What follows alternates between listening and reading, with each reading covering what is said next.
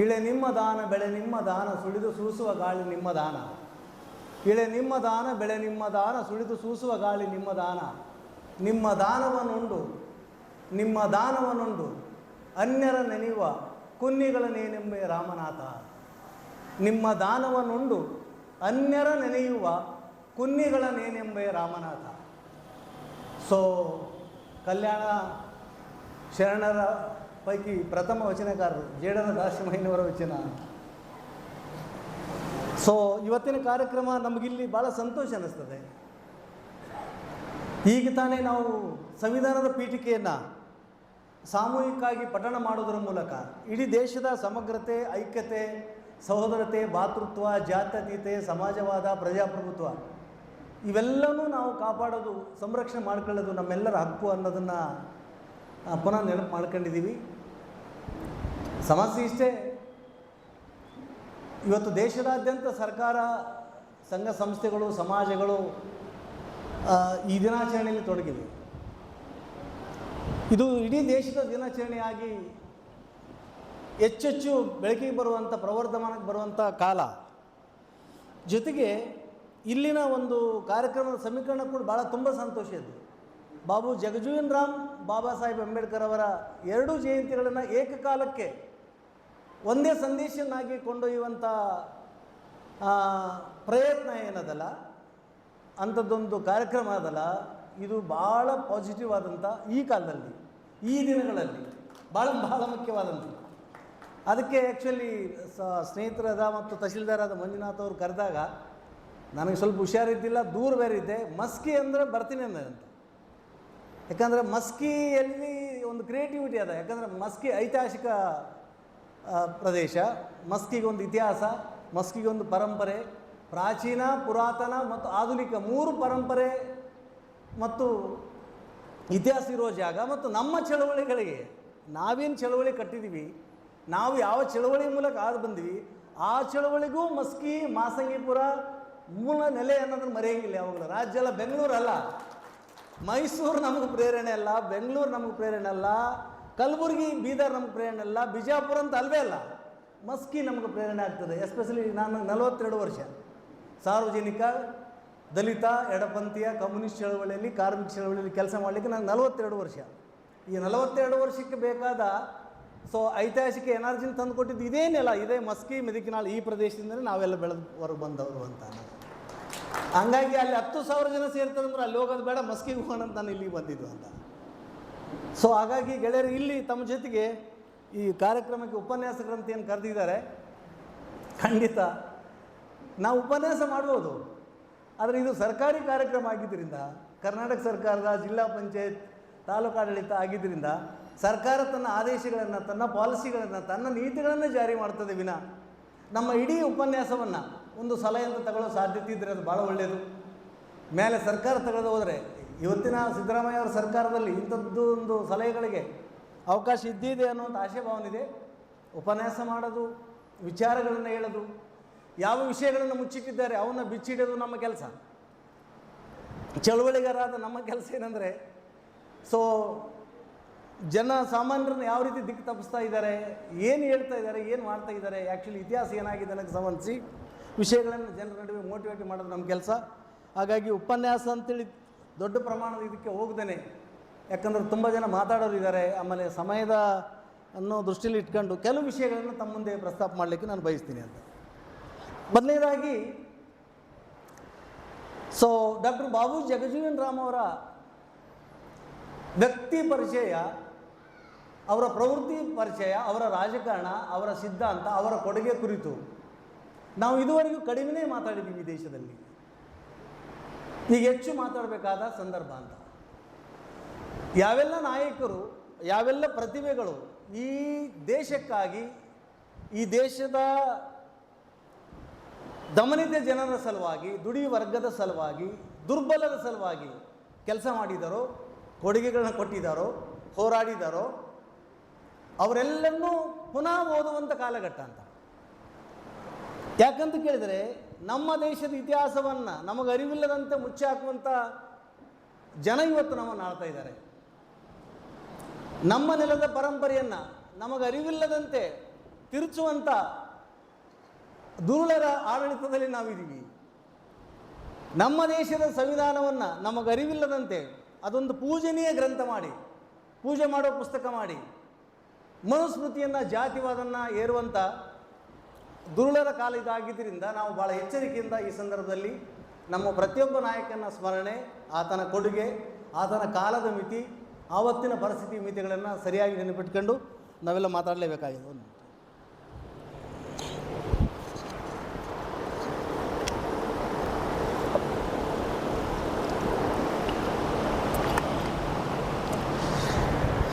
ಗೆಳೆಯರು ತಮಗೆಲ್ಲ ಗೊತ್ತು, ಡಾಕ್ಟರ್ ಬಾಬು ಜಗಜೀವನ್ ರಾಮ್ ಅಂದರೆ ಹಸಿರು ಕ್ರಾಂತಿ ಹರಿಕಾರ ಅಂತ. ಈ ವಿಷಯ ಗೊತ್ತಿಲ್ಲದವರು ಬಹುತೇಕ ಯಾರೂ ಇಲ್ಲ, ಎಲ್ಲರಿಗೂ ಗೊತ್ತು ಈ ವಿಷಯ ಅಂತ. ಡಾಕ್ಟರ್ ಬಾಬು ಜಗಜೀವನ್ ರಾಮ್ ಅಂದರೆ ಹಸಿರು ಕ್ರಾಂತಿ ಹರಿಕಾರ ಅಂತ. ಆದರೆ ತುಂಬ ಜನಕ್ಕೆ ಗೊತ್ತಿಲ್ಲ what is the meaning of the green revolution, ಹಸಿರು ಕ್ರಾಂತಿ ಅಂದರೆ ಏನು ಅಂತ. ಬಾಬು ಜಗಜೀವನ್ ರಾಮ್ ಅವರಂದರೆ ಆ್ಯಕ್ಚುಲಿ ಈ ದೇಶದ ಹಸಿರು ಕ್ರಾಂತಿ, ಅಲ್ಲಿ ಅಷ್ಟು ತನಕ ನಮಗೆ ಹೇಳಿದರು ಅಂತ. ಹಸಿರು ಕ್ರಾಂತಿ ಅಂದರೆ ಏನು ಅಂತ ಅದಕ್ಕೆ ಸಂಬಂಧಪಟ್ಟಾಗಿ ನನ್ನದು 2 ಮಾತನ್ನ ಹೇಳಬೇಕಾಗಿದೆ. ಸೊ 1945ರಲ್ಲಿ 2ನೇ ಪ್ರಪಂಚ ಯುದ್ಧ ಕೊನೆಗೊಂಡ ಮೇಲೆ ಇಡೀ ಪ್ರಪಂಚ ದಿವಾಳಿ ಆಯಿತು. ಒಂದು ಕಡೆ ಭಾರತದಂಥ ವಸಾಹತು ಆಡಳಿತಕ್ಕೊಳಪಟ್ಟ ದೇಶಗಳಿಗೆ ಸ್ವಾತಂತ್ರ್ಯ ದೊರೆತರೆ 2ನೇ ಜಾಗತಿಕ ಯುದ್ಧದಲ್ಲಿ ತೊಡಗಿದಂಥ ಬಹುತೇಕ ಶ್ರೀಮಂತ ಸಾಮ್ರಾಜ್ಯಶಾಹಿ ರಾಷ್ಟ್ರಗಳು ದೊಡ್ಡ ಬಿಕ್ಕಟ್ಟನ್ನು ಎದುರಿಸಿದರು. ಆ ಸಂದರ್ಭದಲ್ಲಿ ನಾವು ನೋಡ್ತೀವಿ 1960ರ ದಶಕದಿಂದನೇ ಈ ಒಂದು ಹಸಿರು ಕ್ರಾಂತಿ ಪರಿಕಲ್ಪನೆ ಬರ್ತದೆ. ಬರಗಳಿರ್ತವೆ, ಆಹಾರದ ಕೊರತೆ ಇರ್ತದೆ. ಆ ಟೈಮ್ನಲ್ಲಿ ಹಸಿರು ಕ್ರಾಂತಿಯನ್ನು ಇಂಟ್ರೊಡ್ಯೂಸ್ ಮಾಡಲಾಗುತ್ತೆ ಅಂತ, ಗ್ರೀನ್ ರೆವಲ್ಯೂಷನ್ ಅಂತ.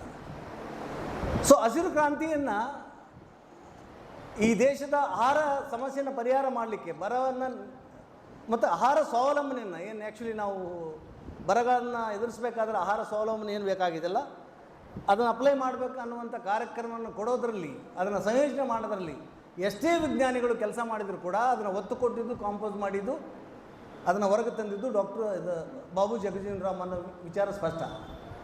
ಇದ್ರ ಜೊತೆಗೆ ಇನ್ನೊಂದು ಪಾಯಿಂಟ್ ಇದೆ ಅಂತ.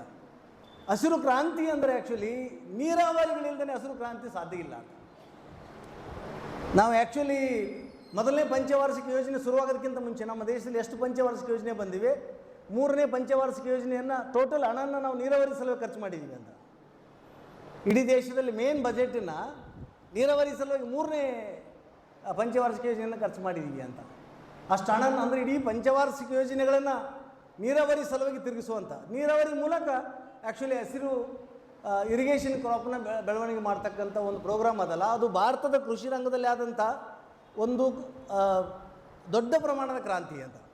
ಅದು ಅಗ್ರೇರಿಯನ್ ರೆವಲ್ಯೂಷನ್, ಅದು ಅಗ್ರಿಕಲ್ಚರ್ ರೆವಲ್ಯೂಷನ್ ಅಂತ. ಯಾಕಂದರೆ ಒಂದು ಹೆಕ್ಟರ್ನಲ್ಲಿ ನಾವು ಒಂದು 5 ಕ್ವಿಂಟಲ್ ಬೆಳೆಲಾರದ ಸಂದರ್ಭದಲ್ಲಿ 1 ಹೆಕ್ಟರ್ನಲ್ಲಿ 50 ಕ್ವಿಂಟಲ್ ಇಳುವರಿನ ತೆಗೆಯುವಂಥ ಒಂದು ಕೃಷಿ ಪದ್ಧತಿನ ಅಡ್ಯಾಪ್ಟ್ ಮಾಡಲಿಕ್ಕೆ ಸಾಧ್ಯ ಆಗಿದ್ದು ಆ ಗ್ರೀನ್ ರೆವಲ್ಯೂಷನ್ನಿಂದ. ಇದು ಅದರ ಟೋಟಲ್ ಮೆರಿಟ್ ಅನ್ನೋದು. ಮತ್ತು ದೇಶಕ್ಕೆ ಮೊದಲೇ ಬಾರಿಗೆ ಆಹಾರದ ಸ್ವಾವಲಂಬನೆ ಸಾಧ್ಯ ಆಯಿತು. ಇಲ್ಲದೆ ಹೋಗಿದ್ರೆ ನಾವು ಅಮೇರಿಕದ ಉಪ್ಪಿಟ್ಟು ನುಚ್ಚು ತಿಂದೇ ಬದುಕಬೇಕಾಗಿತ್ತು ಅಂತ.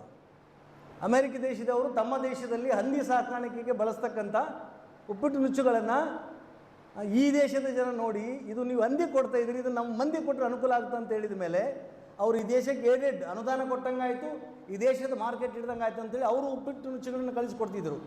ಮೋಸ್ಟ್ಲಿ ನಾನು ಅದೇ ಉಪ್ಪಿಟ್ಟು ನುಚ್ಚು ತಿಂದು ಶಾಲೆ ಓದಿದ್ದೀನಿ, ನೀವು ಎಷ್ಟು ಮಂದಿ ತಿಂದು ಹೋದ್ರೆ ಗೊತ್ತಿಲ್ಲ ಅಂತ. ಅಂಥದ್ದೊಂದು ಪರಿಸ್ಥಿತಿನ ಬದಲಾಯಿಸಿದ್ದು ಆ್ಯಕ್ಚುಲಿ ಗ್ರೀನ್ ರೆವಲ್ಯೂಷನ್. ಇದು ಸಣ್ಣ ಸಾಧನೆಯಲ್ಲ. ಹಾಗಾಗಿ ಈ ಕುರಿತು ನಮ್ಮ ಯುವಕರು, ನಮ್ಮ ವಿದ್ಯಾರ್ಥಿಗಳು, ಸಂಘಟನೆಕಾರರು ಡೀಟೇಲ್ಸ್ ಆಗಿ ಓದಬೇಕು. ಆ್ಯಕ್ಚುಲಿ 3ನೇ ಪಂಚವಾರ್ಷಿಕ ಯೋಜನೆ ಏನು, ಎಷ್ಟು ಲಕ್ಷ ಎಕರೆಯಲ್ಲಿ ನಾವು ಇರಿಗೇಷನ್ ಮಾಡಿದ್ವಿ, ಎಷ್ಟು ಪ್ರಾಜೆಕ್ಟ್ಗಳನ್ನ ಇಂಟ್ರೊಡ್ಯೂಸ್ ಮಾಡಿದ್ವಿ, ಅದರ ಸಲುವಾಗಿ ಎಷ್ಟು ಹಣವನ್ನು ವ್ಯಯ ಮಾಡಿದ್ವಿ. ಸೊ ಇಡೀ ದೇಶದ GDP ಏನಾಗಿತ್ತು ಅದು ಇಡಿಯಾಗಿ ಹೇಳೋದ್ರ ಮೂಲಕ ಬಾಬು ಜಗಜೀವನ್ ರಾಮ್ ಅವರ ಕೊಡುಗೆಯನ್ನು ನಾವು ಹೇಳಲಿಕ್ಕೆ ಸಾಧ್ಯತೆ ಇದೆ. ಇಲ್ಲದೋದ್ರೆ ಅದರ ಸಂಕ್ಷಿಪ್ತೀಕರಣ ಆಗುತ್ತೆ. ಜಸ್ಟ್ ಗ್ರೀನ್ ರೆವಲ್ಯೂಷನ್, ಹಸಿರು ಕ್ರಾಂತಿ ಹರಿಕಾರ ಅಂದ ತಕ್ಷಣವೇ ಅದು ಸರಿ ಹೋಗೋದಿಲ್ಲ, ಅದರ ವಿವರಣೆ ಬೇಕಾಗಿದೆ ಅನ್ನೋ ಮಾತನ್ನು ಒಂದು. ಎರಡನೇದಾಗಿ ಈ ದೇಶದಲ್ಲಿ ಶ್ರೀಮತಿ ಇಂದಿರಾ ಗಾಂಧಿ ಅವರು ಎಮರ್ಜೆನ್ಸಿನ ಘೋಷಣೆ ಮಾಡಿದರು. ಇಂದಿರಾ ಗಾಂಧಿ ಅವರು ಎಮರ್ಜೆನ್ಸಿನ ಘೋಷಣೆ ಮಾಡಿದಾಗ ಶ್ರೀಮತಿ ಇಂದಿರಾ ಗಾಂಧಿ ಅವರ ಸಚಿವ ಸಂಪುಟದಲ್ಲಿ ಡಾಕ್ಟರ್ ಬಾಬು ಜಗಜೀವನ್ ರಾಮ್ ಅವರು ಡಿಫೆನ್ಸ್ ಮಿನಿಸ್ಟರ್, ರಕ್ಷಣಾ ಮಂತ್ರಿ. ಆ್ಯಕ್ಚುಲಿ ಎಮರ್ಜೆನ್ಸಿನ ಯಾಕೆ ಘೋಷಣೆ ಮಾಡಿದ್ರು ಅಂತ ಹೇಳೋದು ಅನಗತ್ಯ ಅಲ್ಲ. ಕಾನೂನಾತ್ಮಕವಾಗಿ ಇಂದಿರಾ ಗಾಂಧಿಯವರ ಸರ್ಕಾರ ಬಹುಮತವನ್ನು ಕಳೆದುಕೊಳ್ಳುವ ಸಂದರ್ಭ ಬಂದಾಗ, ನಮ್ಮ ದೇಶದಲ್ಲಿ ಪ್ರಜಾಪ್ರಭುತ್ವ ಸಂವಿಧಾನ ಏನು ಹೇಳ್ತದೆ, ಮೆಜಾರಿಟಿನೇ ಆ್ಯಕ್ಚುಲಿ ಪವರ್ ಅಂತ. ಬಹುಸಂಖ್ಯೆ ಆ ಕಡೆ ಆಗುತ್ತೋ ಅವರು ಗೆಲ್ತಾರೆ, ಬಹುಸಂಖ್ಯೆಯಲ್ಲಿದ್ದವರು ಅಧಿಕಾರದಲ್ಲಿ ಇರ್ತಾರೆ. ಇದೇ ಡೆಮೋಕ್ರಸಿ. ಸೊ ಅಧಿಕಾರದಿಂದ ತೊಲಗುವ ಪರಿಸ್ಥಿತಿ ಎದುರಾದಾಗ ರಾಜ್ಯದ ಸಾಧನಗಳನ್ನು ಬಳಸ್ಕೊಂಡು ತುರ್ತು ಪರಿಸ್ಥಿತಿನ ಏರ್ತಾರೆ. ಅದಕ್ಕೆ ಹಲವಾರು ಕಾರಣವನ್ನು ಅವ್ರು ಕೊಡ್ತಾರೆ. ಸೊ ಹಣಕಾಸಿನ ಕಾರಣಗಳನ್ನು, GDP ಕಾರಣಗಳನ್ನು, ಬ್ಯಾಂಕುಗಳ ರಾಷ್ಟ್ರೀಕರಣವನ್ನು, ಬೇರೆ ಬೇರೆ ಕಾರಣಗಳನ್ನು ಕೊಡ್ತಾರೆ. ಆದರೆ ನೀವು ಯಾರೇ ಏನೇ ಮಾಡಿರಲಿ, ನಾನೇ ಮಾಡಿರಲಿ, ನೀವೇ ಮಾಡಿರಲಿ, ಕಾಂಗ್ರೆಸ್ನವರೇ ಮಾಡಿರಲಿ, ಕಮ್ಯುನಿಸ್ಟ್ ಪಾರ್ಟಿಯವರೇ ಮಾಡಿರಲಿ, BJP ಅವರೇ ಮಾಡಿರಲಿ, ಜನಕ್ಕೆ ಒಳ್ಳೇದು ಮಾಡಿದರೆ ಒಳ್ಳೆಯದು, ಕೆಟ್ಟದ್ದು ಮಾಡಿದ್ರೆ ಕೆಟ್ಟದ್ದು ಅನ್ನುವಂಥ ಒಂದು ಸ್ಪಷ್ಟ ನಿರ್ಧಾರ ನಮಗೆ ಬೇಕಾಗುತ್ತೆ. ನೀವು ಯಾರೂ ಎಮರ್ಜೆನ್ಸಿನ ಒಪ್ಪೋದಿಲ್ಲ, ಒಪ್ಪಬಾರದು ಕೂಡ ಅಂತ. ಸೊ ಆ ಟೈಮ್ನಲ್ಲಿ ಬಾಬು ಜಗಜೀವನ್ ರಾಮ್ ಅವ್ರ ಪಾತ್ರ ಭಾಳ ಇಂಪಾರ್ಟೆಂಟ್. ಭಾಳ ಕ್ಲೆವರಾಗಿ, ಭಾಳ ಬುದ್ಧಿಯನ್ನು ಉಪಯೋಗಿಸಿ ಬಾಬು ಜಗಜೀವನ್ ರಾಮ್ ಅವರು ಶ್ರೀಮತಿ ಇಂದಿರಾ ಗಾಂಧಿಯವರು, ದೈತ್ಯ ಶಕ್ತಿ ಶ್ರೀಮತಿ ಇಂದಿರಾ ಗಾಂಧಿಯವರು. ಇಂಥ 30 ಮೋದಿಯವರು ಹೋದರೂ ಇಂದಿರಾ ಗಾಂಧಿನ ಏನು ಮಾಡೋಕ್ಕಾಗ್ತಿಲ್ಲ ಅಂತ ಹೆಣ್ಮಗಳಾಕಿ. 30 ಜನ ಮೋದಿಗಳು ಹೋದರು, ಇಂದಿರಾ ಗಾಂಧಿಯವರು ಏನೇನು ಮಾಡಲಿಕ್ಕೆ ಸಾಧ್ಯವಿಲ್ಲ ಅಂತ ಹೆಣ್ಮಗಳಾಗಿ. ಭಾಳ ದೈತ್ಯ ಶಕ್ತಿ ಅಂತ. ಸೊ ಒಬ್ಬ ಮಹಿಳೆಯಾಗಿ ಹೆಮ್ಮೆ ಇಂದಿರಾ ಗಾಂಧಿ ವಿಷಯದಲ್ಲಿ. ಬಟ್ ಎಮರ್ಜೆನ್ಸಿ ವಿಷಯದಲ್ಲಿ, ಲ್ಯಾಂಡ್ ರಿಫಾರ್ಮ್ಸು, ಬೇರೆ ಬೇರೆ ಕಾರಣಕ್ಕಾಗಿ ಇಂದಿರಾ ಗಾಂಧಿಯವ್ರನ್ನ ವಿಮರ್ಶೆ ಮಾಡಲೇಬೇಕು. ಆಮೇಲೆ ಆ್ಯಕ್ಚುಲಿ ವಿಷಯಗಳನ್ನು ಖಂಡಿಸಲೇಬೇಕು, ಅವರ ಕೊಡುಗೆಗಳನ್ನ ಸ್ಮರಿಸಲೇಬೇಕಂತ. ಭಾರತದ ರಕ್ಷಣಾ ಮಂತ್ರಿಯಾಗಿ ತುರ್ತು ಪರಿಸ್ಥಿತಿ ಏರಿದಾಗ ಆ್ಯಕ್ಚುಲಿ ಇಂದಿರಾ ಗಾಂಧಿಯವರ ಕುಟುಂಬ ಏನು ಮಾಡ್ತಾರೆ, ನಿರ್ಧಾರ ಆ್ಯಕ್ಚುಲಿ ಶ್ರೀಮತಿ ಇಂದಿರಾ ಗಾಂಧಿಯವರು ಎಮರ್ಜೆನ್ಸಿನ ಪ್ರಕಟಿಸಿದ್ದು ಆಲ್ ಇಂಡಿಯಾ ರೇಡಿಯೋದ ಮೂಲಕ, ಡಾಕ್ಟರ್ ಬಾಬು ಜಗಜೀವನ್ ರಾಮ್ ಅವ್ರ ಮೂಲಕ. ಈ ಸೂಕ್ಷ್ಮತೆಯಿಂದ ನಾವು ವಿಚಾರ ಮಾಡಬೇಕಂತ. 100ಕ್ಕೆ 100 ಎಮರ್ಜೆನ್ಸಿ ವಿರುದ್ಧ ಬಾಬು ಜಗಜೀವನ್ ರಾಮ್ ಅವರು ಇದ್ದರು. ಆದರೆ ಅವರು ಸಚಿವ ಸಂಪುಟದ ಸಚಿವರಾಗಿದ್ದರು, ಡಿಫೆನ್ಸ್ ಮಿನಿಸ್ಟರ್ ಆಗಿದ್ದರು. ಇಂದಿರಾ ಗಾಂಧಿಯವರು ಮಾತು ಪಾಲನೆ ಮಾಡದೆ ಹೋದರೆ ಸಚಿವ ಸಂಪುಟದಿಂದ ಅಧಿಕಾರವನ್ನು ಕಳ್ಕೊಳ್ಬೇಕಾಗಿತ್ತು. ಅಧಿಕಾರ ಕಳ್ಕೊಂಡ್ರೆ ಫೈಟಿಂಗ್ ಸಾಧ್ಯತೆ ಇದ್ದಿಲ್ಲ. ಆ್ಯಕ್ಚುಲಿ ಶ್ರೀಮತಿ ಇಂದಿರಾ ಗಾಂಧಿಯವರು ಘೋಷಣೆ ಮಾಡಿದ ತುರ್ತು ಪರಿಸ್ಥಿತಿಯನ್ನು ರೇಡಿಯೋ ಮೂಲಕ ಅನೌನ್ಸ್ಮೆಂಟ್ ಮಾಡಿಸಿದ್ದು ಬಾಬು ಜಗಜೀವನ್ ರಾಮ್ ಅವರ ಮೂಲಕ. ಅಂದರೆ ಆವತ್ತು 1970ರ ದಶಕದಲ್ಲಿ ಬಾಬು ಜಗಜೀವನ್ ರಾಮ್ ಅವ್ರನ್ನ ಒಬ್ಬ ಹೀರೋನ ವಿಲನ್ ಆಗಿ ಚಿತ್ರಿಸಲಾಯಿತು ಅಂತ ಹೇಳೋ ಸಲುವಾಗಿ ಈ ಪಾಯಿಂಟ್ ಅಂತ. ನಾವು ಹೀರೋಗಳಿರ್ತೀವಿ, ನಮ್ಮನ್ನು 24 ಅವರ್ಸ್ನಲ್ಲಿ ನಮ್ಮ ಬೆನ್ನಿಂದಿದ್ದರು ವಿಲನ್ ಮಾಡೋಕ್ಕೆ ನೋಡ್ತಾರೆ ಅಂತ. ಆದರೆ ಎಮರ್ಜೆನ್ಸಿ ವಿತ್ಡ್ರಾ ಆದ ಕೂಡಲೇ ಇಮ್ಮಿಡಿಯೇಟ್ಲಿ ಆ್ಯಕ್ಚುಲಿ ಇಂದಿರಾ ಗಾಂಧಿಯವರು ಸಹವಾಸ ತೊರೆದು ಜನತಾ ಪರಿವಾರನ ಸೇರ್ತಾರೆ. ಯಾರು? ಬಾಬು ಜಗಜೀವನ್ ರಾಮ್. ಜನತಾ ಪರಿವಾರ ಸೇರಿಸಿ ಇಂದಿರಾ ಗಾಂಧಿಯವರ ಆ ಏಕಾಧಿಪತ್ಯ ಎಮರ್ಜೆನ್ಸಿ ವಿರುದ್ಧ ಹೋರಾಟವನ್ನು ಶುರುವಾಗುತ್ತೆ. ಆ್ಯಕ್ಚುಲಿ ಇಂದಿರಾ ಗಾಂಧಿಯವರ ಅಧಿಕಾರವನ್ನು ಕಳ್ಕೊಳ್ತಾರೆ, ಜನತಾ ಪರಿವಾರ ಅಧಿಕಾರಕ್ಕೆ ಬರ್ತದೆ. ಜನತಾ ಪರಿವಾರ ಅಧಿಕಾರಕ್ಕೆ ಬರೋ ವಿಚಾರದಲ್ಲಿ ಬಾಬು ಜಗಜೀವನ್ ಪಾತ್ರ ಭಾಳ ದೊಡ್ಡದು. ಈ 2 ಪಾಯಿಂಟಿನ ನಾನು ಹೇಳಬಲ್ಲೆ. ಭಾಳ ಸೂಕ್ಷ್ಮ. ಇವತ್ತಿನ ರಾಜಕಾರಣಿಗೆ ಇದು ಅನ್ವಯಿಸ್ತದೆ. ನಾವೊಂದು ಪಕ್ಷದಲ್ಲಿರ್ತೀವಿ, ಈ ದಲಿತರು, ಎಸ್ ಟಿಗಳು, OBCಗಳು, ಮೈನಾರಿಟಿ ಜನ, ಪ್ರಜ್ಞಾವಂತರು, ಬೇರೆ ಬೇರೆ ಪಾರ್ಟಿಗಳಲ್ಲಿ ಕೆಲಸ ಮಾಡ್ತೀವಿ.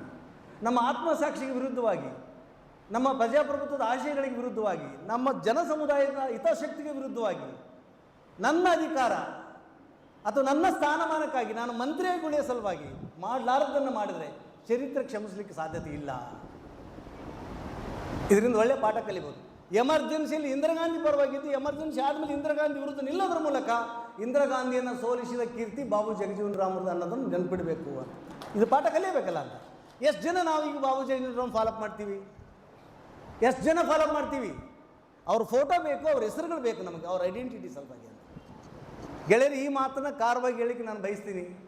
ಯಾಕಂದರೆ ನನಗೆ ಸರಿ ಕಂಡಿದ್ದು ನಾನು ಮಾತಾಡಬಲ್ಲೆ. ಅದು ತಪ್ಪಾದರೆ ನೀವು ಕ್ಷಮಿಸಿಲ್ಲ, ಸೀದಾ ಹೇಳಿ, ಸರಿಯಾಗಿ ಹೇಳಿ ನನಗೆ ಅಂತ. ಇದು 2ನೇ ಮಾತು.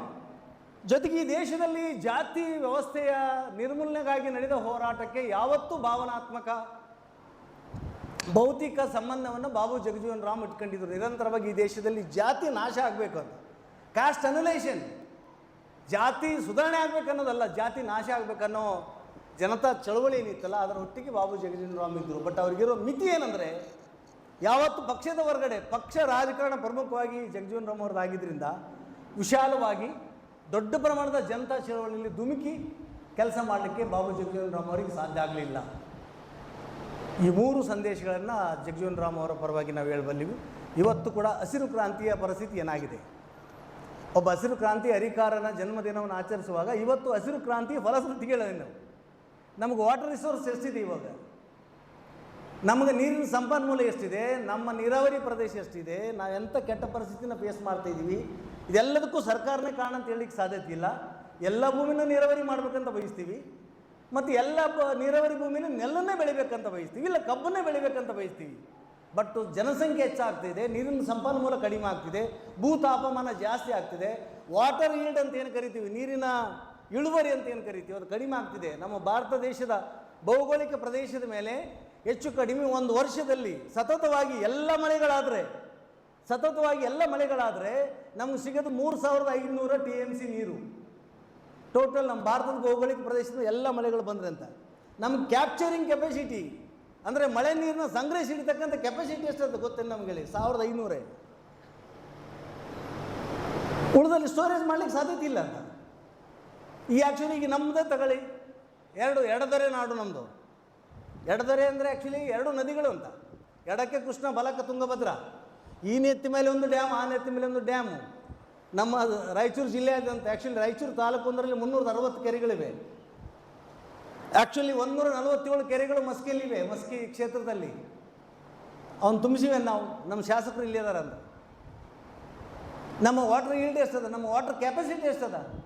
37 TMC ನಾರಾಯಣಪುರ, 115 TMCಯಲ್ಲಿ ಈಗ 80 TMC ಬಂದಿದೆ. ಅಲ್ಲಿ ಗೇಟ್ ರಿಪೇರಿ ಆಗಿದೆ, ರೊಕ್ಕ ಇದೆ, ಸರ್ಕಾರ ರಿಪೇರಿ ಮಾಡಿಸ್ಬೇಕಂತದೆ.